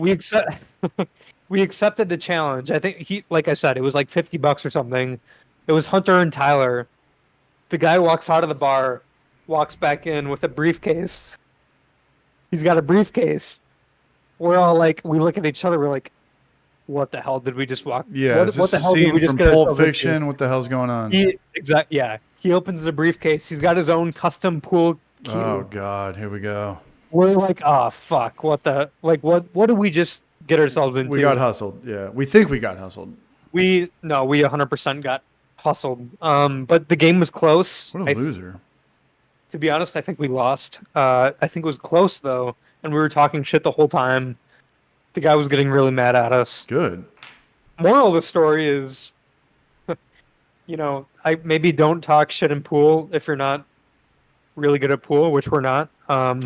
And if a guy comes into the bar, if he leaves the bar and comes with a briefcase, you're probably toast. I would have called it off right then and there. I'd have been like, dude, Yeah. fuck you, man. Like you're that guy. You're going around like hustling 21-year-old kids. Like, nah, man. Yeah, no, that was It was so funny though. We always talk about it. The guy literally, he had a nice ass briefcase that was designed for specifically his pool cue that he took out. Bro, I'll take after it. he made the bet, and we knew we were toast. It was, we were in over our heads there.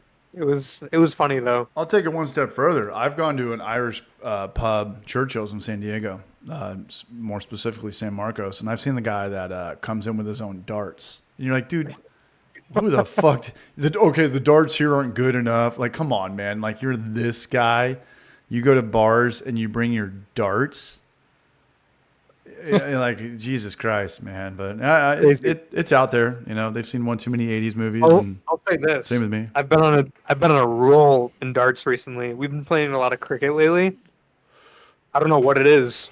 If I played somebody who's actually good, I would probably get my ass kicked. But against like amateur bar goers, I haven't lost in a good few months. You got so it dialed in. I don't know what I got cricket it dialed in means. right now. So cricket, I suck at darts. I hate darts. so cricket's the game where you basically have like there's different numbers and you have to get basically 3 shots at that number Okay, that's to the close it out. okay. That's And what then it's once called. you close Then. it out, Yeah. you can't score any more Okay, points on it. that's the only way I That's played. the other- Okay, yeah. I should know what it was called. It's fun. It's like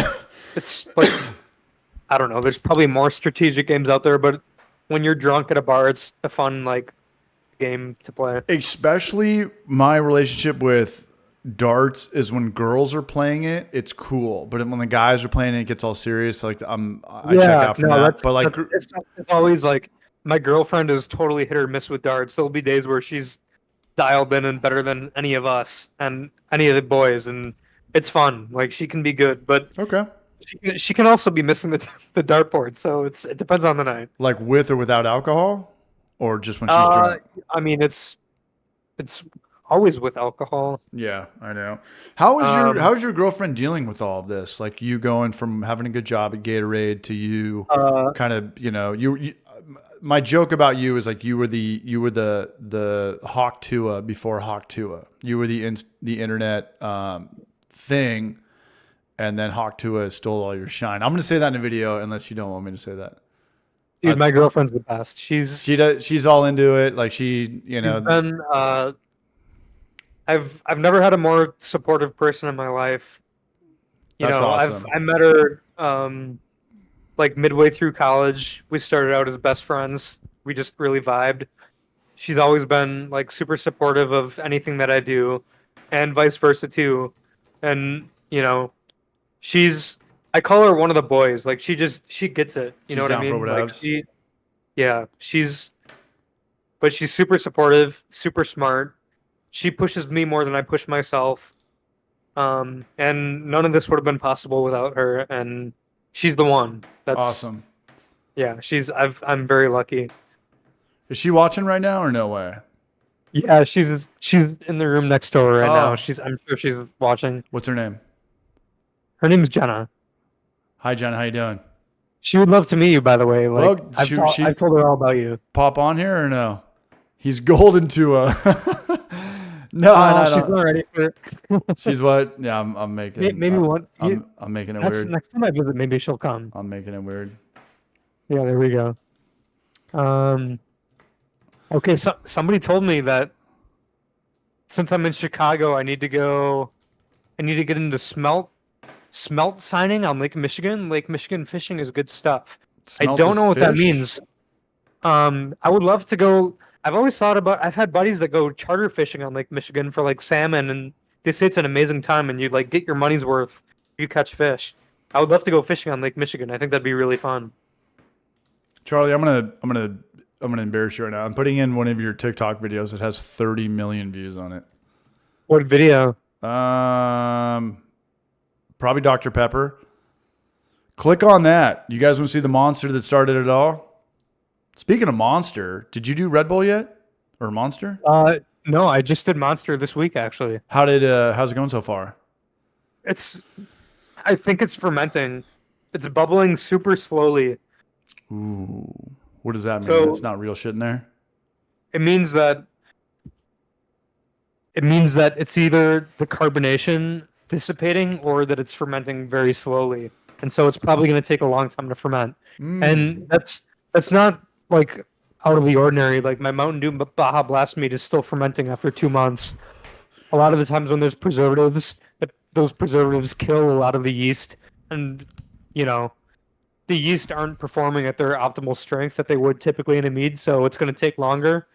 So I think it's possible that it is fermenting and it's just going to take a long time. It's just slower, and that's okay. But if anybody follows or checks out Charlie's Instagram, look at his story, and you can kind of see what he's doing right now. But he's got his light up there, and in the corner you can see some of his meads that are fermenting. Can you turn the camera a little bit to kind of see? We can see in the shot right here, you have a 1 gallon thing right here. But if you turn the camera a little bit, you have a shelf full of mead over there, and people can kind of see what's day one, what's day. Yeah, these are all my meads right now. That's what. Okay, so that's all.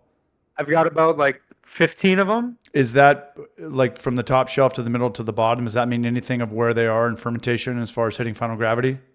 No, I have them all labeled individually. It doesn't mean nothing. Okay.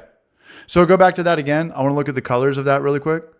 Yep. And is that mostly colors that like the darker stuff? That's because the fruit you have added, or that it started that way from like Pepsi or Coke or anything? Are you just are you doing anything outside of the energy drinks right now that You are? know what?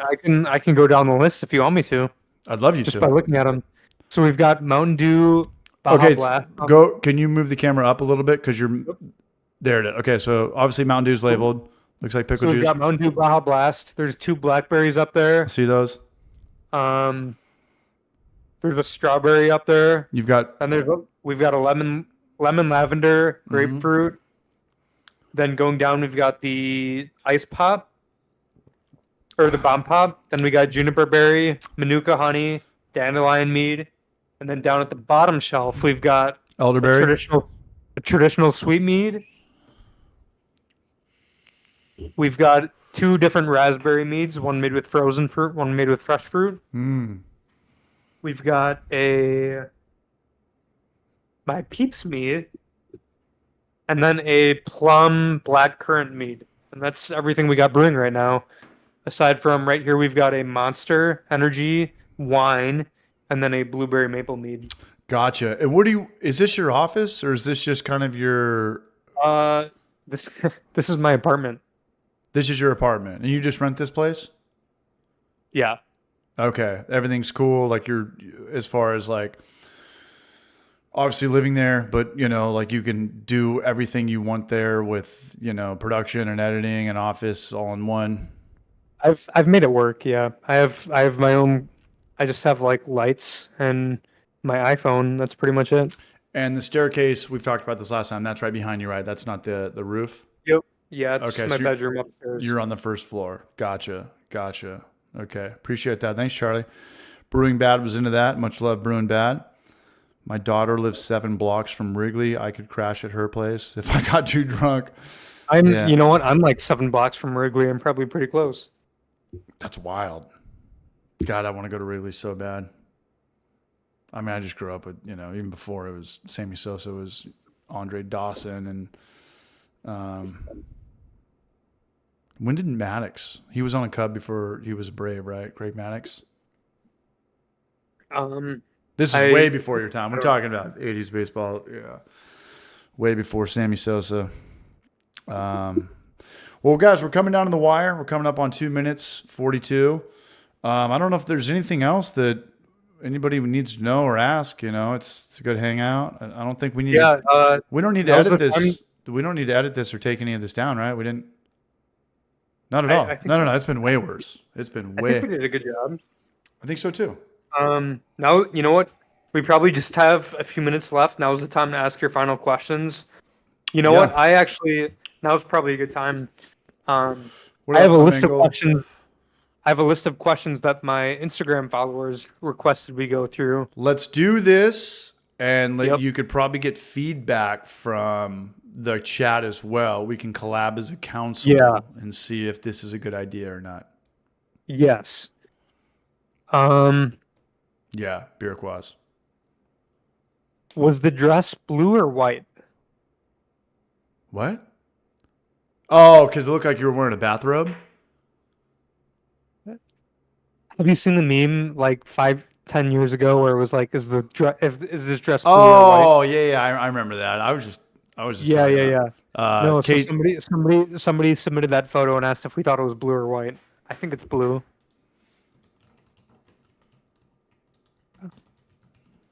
Maybe it depends on the time of day that you're looking at it. Depends on the screen you're looking at. Yeah, we're not making that mead. Blue dress mead. I gotta piss again. Hold it down. Do the Q&A.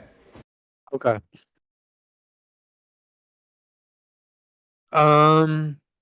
What should I add to floral meads if they taste like medicine?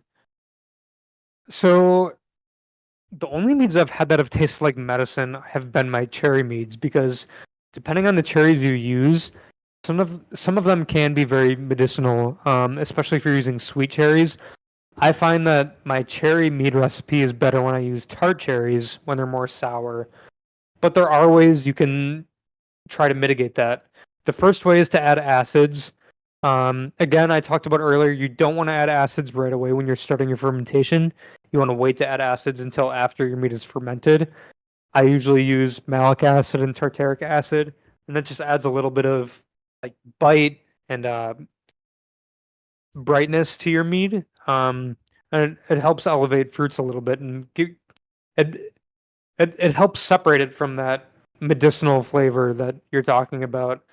But in terms of herbs you could add, my go-tos are hibiscus and rose, especially for a cherry mead that tastes like medicine. Those are the two that are going to give you some like subtle floral notes that help kind of differentiate that from that medicine taste you're tasting. But also age is going to significantly help with that too. So if your mead tastes bad, tastes like very strong alcohol, consider giving it a few extra months of age. Add some floral notes. Maybe consider adding some oak cubes, and you might be surprised what the final product will turn out to be because it'll get much better. When will you make the hot dog mead like you promised? Like I said earlier in the podcast, I will make the hot dog water mead when I hit one. I will make the hot dog water mead when I hit 1 million subscribers on YouTube. So if you're new to my content, subscribe to my channel on YouTube. And as soon as we hit 1 million, you will see a hot dog water mead. So stay tuned for that. I will turn hot dog water into wine. Mark my words. Can you do a Fruit Loops drink? I think I need to start wearing a diaper. Sorry. Yeah, that's a great idea. It's efficient. Somebody asked if I could make a Fruit Loops drink. So I made a honeycomb beer. That was the Golden Belgian ale that we made with honeycombs. That was delicious.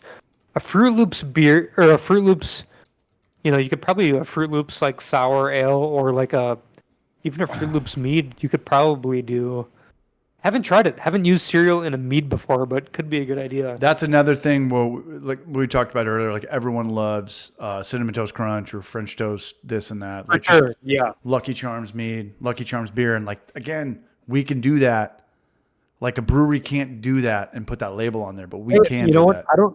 I don't see why we couldn't take Fruit Loops in a bowl, dissolve them in water, add honey, and ferment that into a mead. I think that would probably be really good, honestly. And here's the thing, dude. There's so much content. There's so many possibilities out there that we haven't filmed yet that we could turn into alcohol. So I think a Fruit Loops drink is absolutely in the realm of possibilities. Yeah, I'm down for that. And especially for beer wise. CH, this is a good one. I can't wait to hear your thoughts. Do you think you could make mead or alcohol in an apocalypse? Do you think you could make alcohol during an apocalypse? We'd be the most We'd be the most successful people in the world. Well, of course, everybody in here. If there were a zombie apocalypse tomorrow, I would be the most popular person in the world because everybody would want alcohol, and you're not going to get alcohol from liquor stores. You're not going to get it from gas stations. But you will have people like myself, like CH. You're gonna have people who can make alcohol, and right. So That's a great video. Like when we water, alcohol, oil, crops, meat. That's everything. Like we got the keys to the city now, or If there is a zombie apocalypse, if there's a zombie apocalypse, you lose your following. You're just as good as anybody else that knows how to ferment. You don't have like a bigger thing. You know what I'm saying? You just have the resourcefulness as everybody else in here does. You know what though? But if there's a zombie apocalypse, we will be the primary producers of alcohol. And you know what?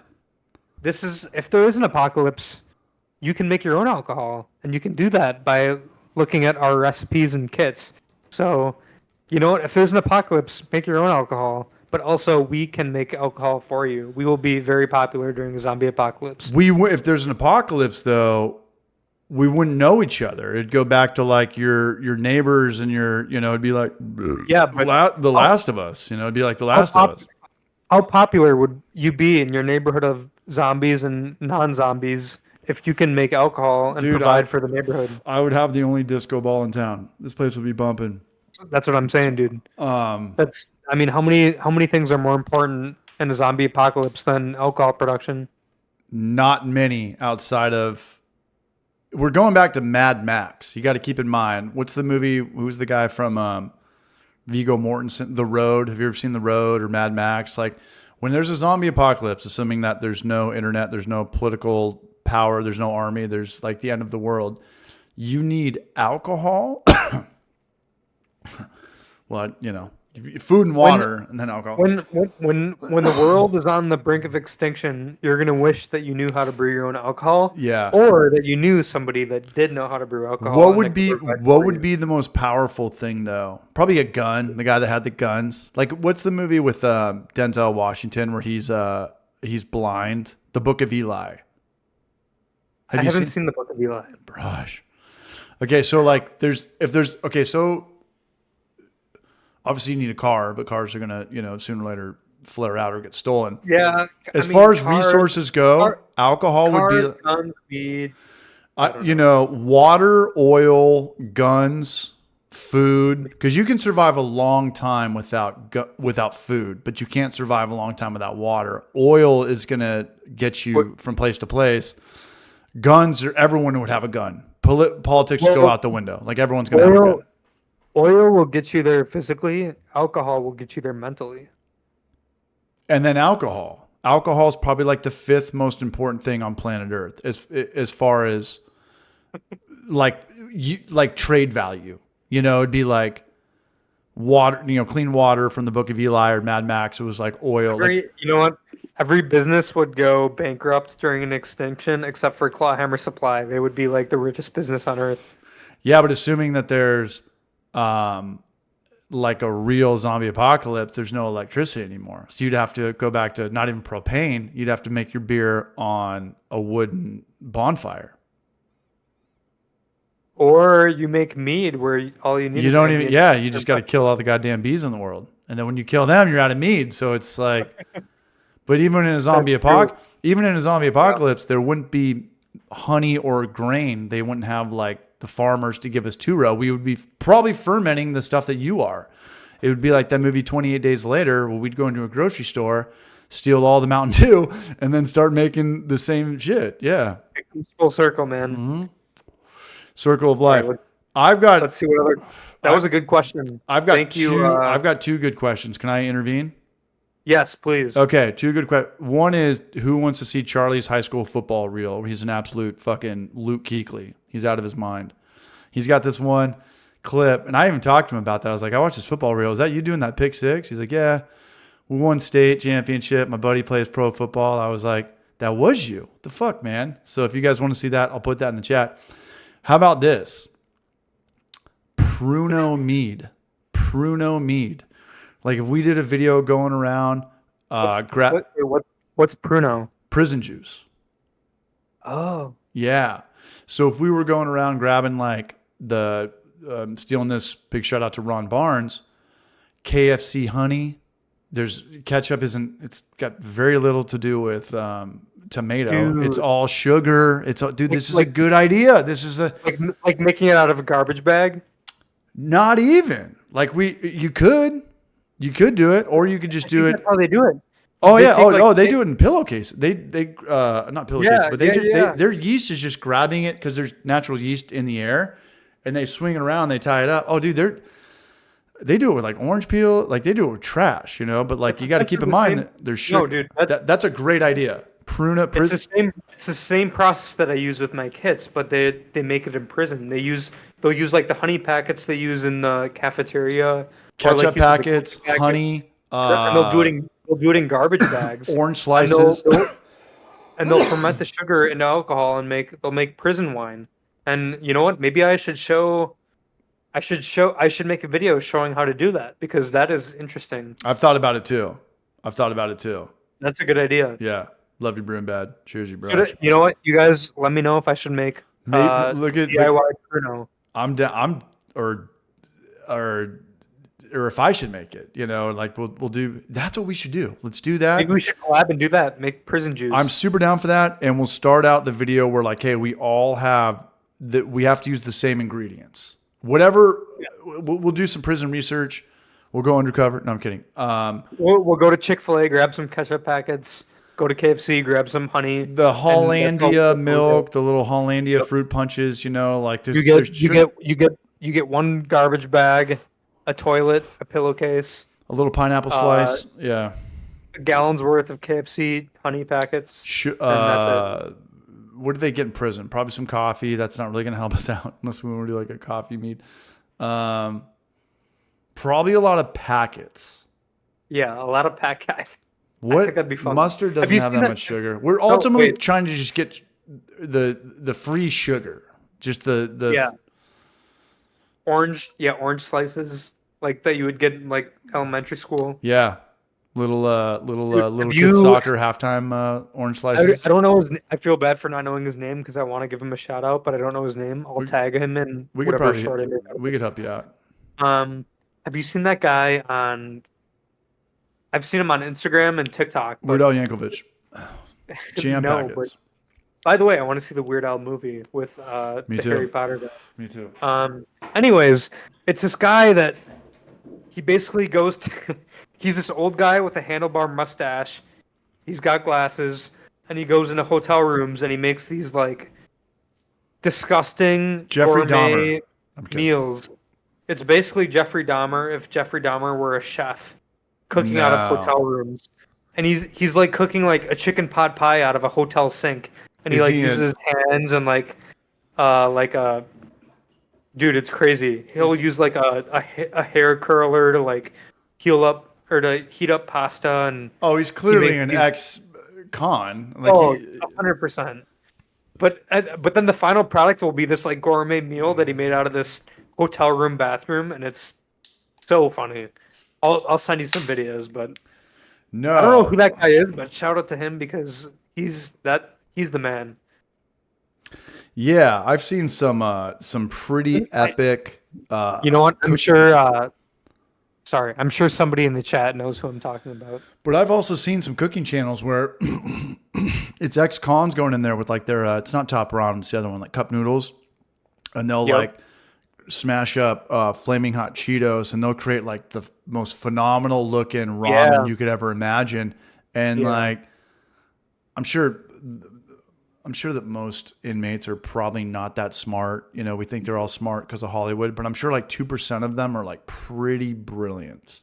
And maybe they're all a little bit more resourceful, but this guy was making some food that would be like $15 on the menu.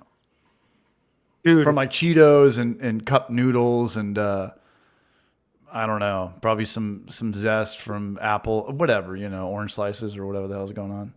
Dude, we've talked about how popular homebrewers would be during an apocalypse. How popular do you think homebrewers are in prison? Well, making alcohol for everybody when they can. Let's flip the script. All of a sudden, prisoners are probably the most. They've got more skills than like the average shithead with a college degree in art history. Like these guys 100%. Prisoners are gonna survive way longer than like somebody with a degree would. No question. They've had to be creative. They've had to be resourceful. Dude. I bet there's some prison hooch prune that's winning GABF. Dude, they probably make better alcohol than some breweries out there. Some Chuck E. Cheese's. I'll always remember this story. I had a buddy that went to jail in Vista for 45 days for a couple DUIs. Taylor Fusella owns the cow shed in San Diego. He said when he was in there, because before you go to jail, it's like that's like your purgatory before like they let you out or you go to prison. Like everyone's in there, like the bad of the bad and just the people there that got DUIs or didn't pay parking tickets or whatever, threw a punch at a bar. But he said this dude took the lead out of a number 2 pencil, stuck it into the electric prong, the one on the right, the live wire, to the point where it heated up where he could smoke a cigarette with it. And then when he would smoke a cigarette, he would flush the toilet every time he would exhale, and it would work. And I was like, dude, this is straight up MacGyver. This is straight up MacGyver. I've never heard of this ever, you know? That's smarter than 90% of the non-prison world. Right.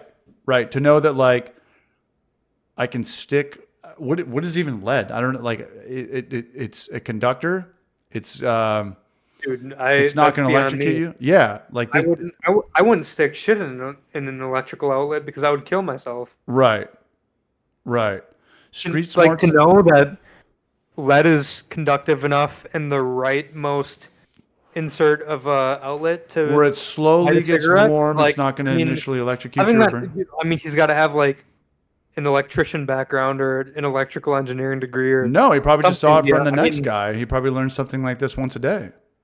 man, you know, it's like Prison Mike from The Office. You watch The Office? No, I slipped on that one. I'm kind of embarrassed I didn't watch The Office, but You don't watch The Office? no, I know. I like Dwight too. We got some comments here though.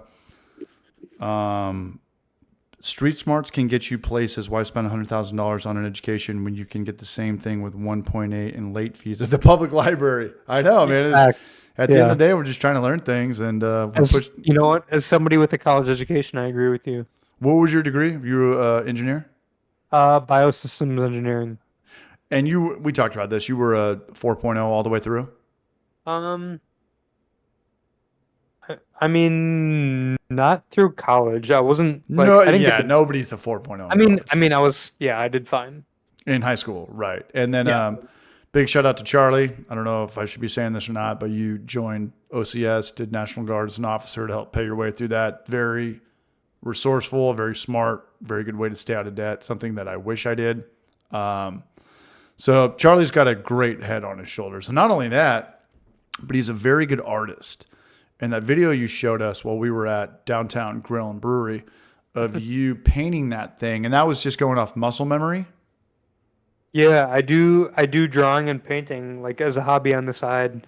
Can we play that video somehow? I love art. Is there a link that we could put in there right now? You know what? Shout out Cement Heads, my original college YouTube channel where I did like paintings and pranks and cooking and miscellaneous stuff. But that was before I got into mead making. But Cement Heads yeah, on YouTube? Is that still live? I took art classes in high school and college, and I still do love art. I love painting and drawing, and yeah, that's like another passion of mine that I'd like to continue Cement doing. Heads, throughout. nothing shows up on Cement Heads. Am I spelling it differently? SMENT S? or SMENT HEDZ. That is my OG YouTube channel before Goldeneye. SEMNT. What was the last three? HEDZ. Semen Heads? Can you throw something in here in the chat?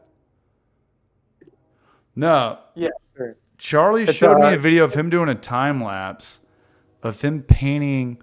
It kind of looked like the shot of San Diego. It was the Madison skyline in Wisconsin. It was my college school. I did a painting of the skyline. Is this video going to be on there? Like, what was the video you showed us? Yeah. Okay, yeah, this is. Here I'm. Oh, I needed that. Oh, I'm back. Oh, I lost a subscriber. I just Unsubscribe? sent the name Okay. in the chat. It's just Cement Heads. That was my first. Cement.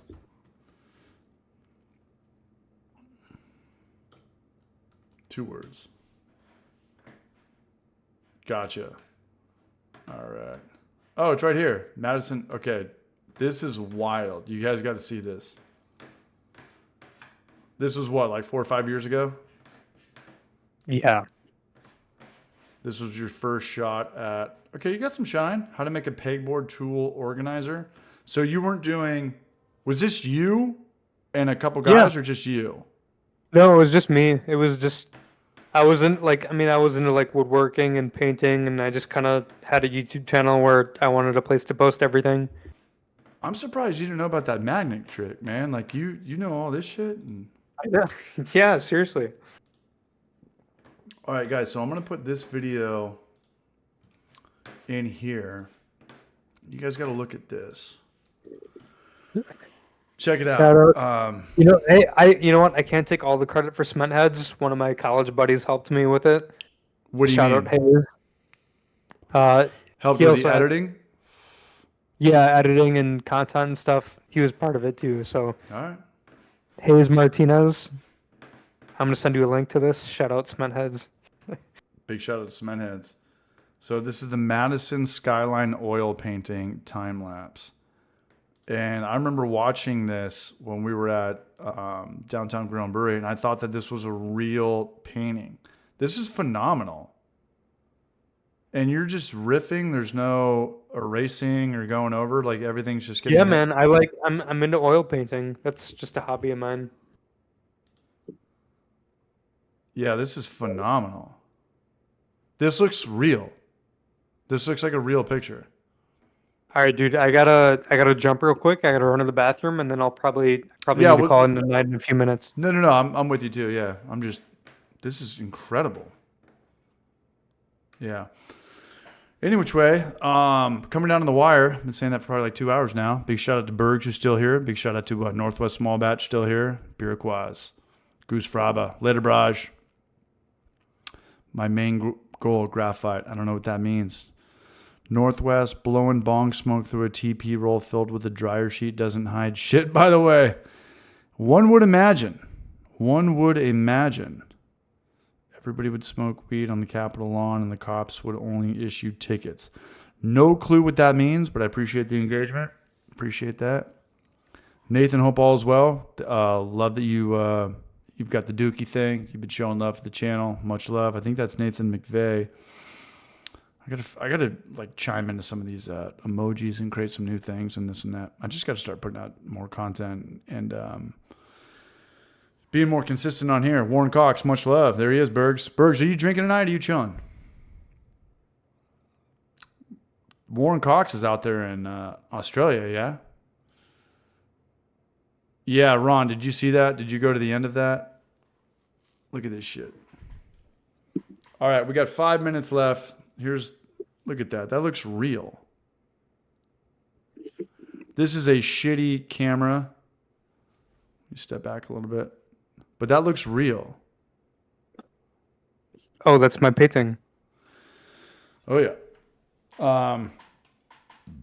But it is getting late. The 3-hour thing is a thing.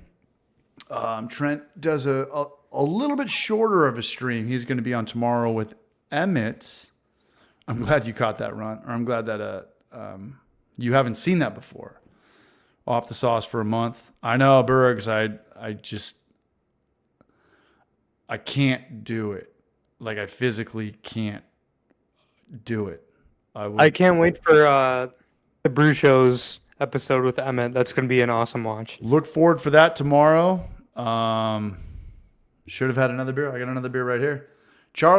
I know his girlfriend's over there in the corner being like, what the fuck? You said this was only going to be an hour and a half and this and that. Oh, no. You know what? After the first time, I told her it was going to be 3 hours, so it's all good. No. We're going on, 3 hours, 14 minutes? Yeah, That's and it's all going to right. be even longer when I fire up the Twitch and me, you, and Kyle, when Kyle gets Mario Kart and really wants to kill us, because it's Dude, funny because Kyle from Clawhammer doesn't give a shit. I'm like, hey, Kyle, how's business doing? He's like, I don't know, talk to Emmett. But when it comes to like Mario Kart, he's like, I have to win. Like the competition just comes out. Like, Kyle, how's business, man? You own Clawhammer Supply? Like, you're popular as shit. How's everything going with the new product? He's like, I couldn't tell you. Sometimes there's money in the account. Sometimes there's not. But Charlie was kicking the shit out of him at Mario Kart, and he didn't like that. And we played a lot more Mario Kart than we probably should have. And that's going to be in the video. That'll be in the video for sure. You know what? I'm not going to lie. I'm pretty good at Mario Kart. And I had you a couple times at the end, and I thought I was going to have your number, but you came back around and started kicking the shit out of me. We were all playing Mario Kart like while our beer was like heating up and stuff. We played Mario Kart a lot. And Kyle would leave the room, and Emmett's like, Emmett would say like, you realize that Kyle's gonna be practicing for the next 3 months until he sees you next, just to beat you next time. Yeah. And I'm like, what? And he's like, yeah, he literally will. I'm down for that, Bergs. I'll be there as long as it's not a trail run and I train a little bit. I'm sorry. What were you saying, Braj? So we have Cheers, some more Bergs. Mario Kart to play. That's the moral. We've got of the some story. Mario Kart to play. I did get a sound bar. I got a sound bar. Oh, there we go. I've got a couple more controllers. I've got that floating TV stand that I put up. I'm gonna get a couple more things. Next time you come back out, I'll have the subwoofer. But in the meantime, I want to get Bergs over here, some Zool employees, our buddy B Perry, my friend Cam, who's actually watching my house when I take off next week. He's we can get after some Mario Kart. But Charlie, like, Yeah. I'm back into it, man. Like next time you come over, I'm gonna be ready, dude. I'm training like fucking Rocky IV, Sylvester Stallone, one-handed push-ups in the meantime, dude. So I just got an Xbox for the first time. What are we on now? Xbox One? Or is there a new one? No, there's a newer one. There's two newer ones, but I got the Series S, which is like the lower tier newer one, because of NCAA football 25. So I've been grinding that lately. I've been playing a Dynasty. What was the deal with that? So they got rid of football for 10 years and it finally came back? Yep, and it's only like on the new console. It's only on the new consoles. It's only on PS5 and the new Xbox Series. So Because they got in way too much trouble. Xbox. They got It too was my much trouble. favorite game ever. Sorry. What's up? They got in too much trouble getting away with, like, instead of saying a player's name, it would be like their number. Like, dude, come on. Like There were like a black guy with number 3 on Alabama, but they didn't have to pay them any money. You know, it's like, that this is like Trent Richardson, or this is like Mark Ingram, like, or who's the quarterback for the Chargers that was on the Oregon Ducks? Yeah, like exactly. Like you're getting away with way too much. The issue was the game was getting money, and the players were basically like Free. The game was Yeah. using the players to make money, and the players were getting nothing out of it. But Right. since the recent, like in the last 2 years, now the players can use like scholarships and they can get money, or not scholarships, sponsorships. And, NIL, yeah. yeah, exactly. And now they can actually use their name and get money for it. So now the game is fun. It's a good time. So does that mean I ended up getting NFL players, do they get money? Like if I want to be, Phillip Rivers or LaDainian Tomlinson, like they gotta check. for in the NFL. You mean like on Madden? Yeah. Yeah, I'm sure they do. But it was illegal to pay college players for this, but they still made way too much money. Previously. Yeah, I got it.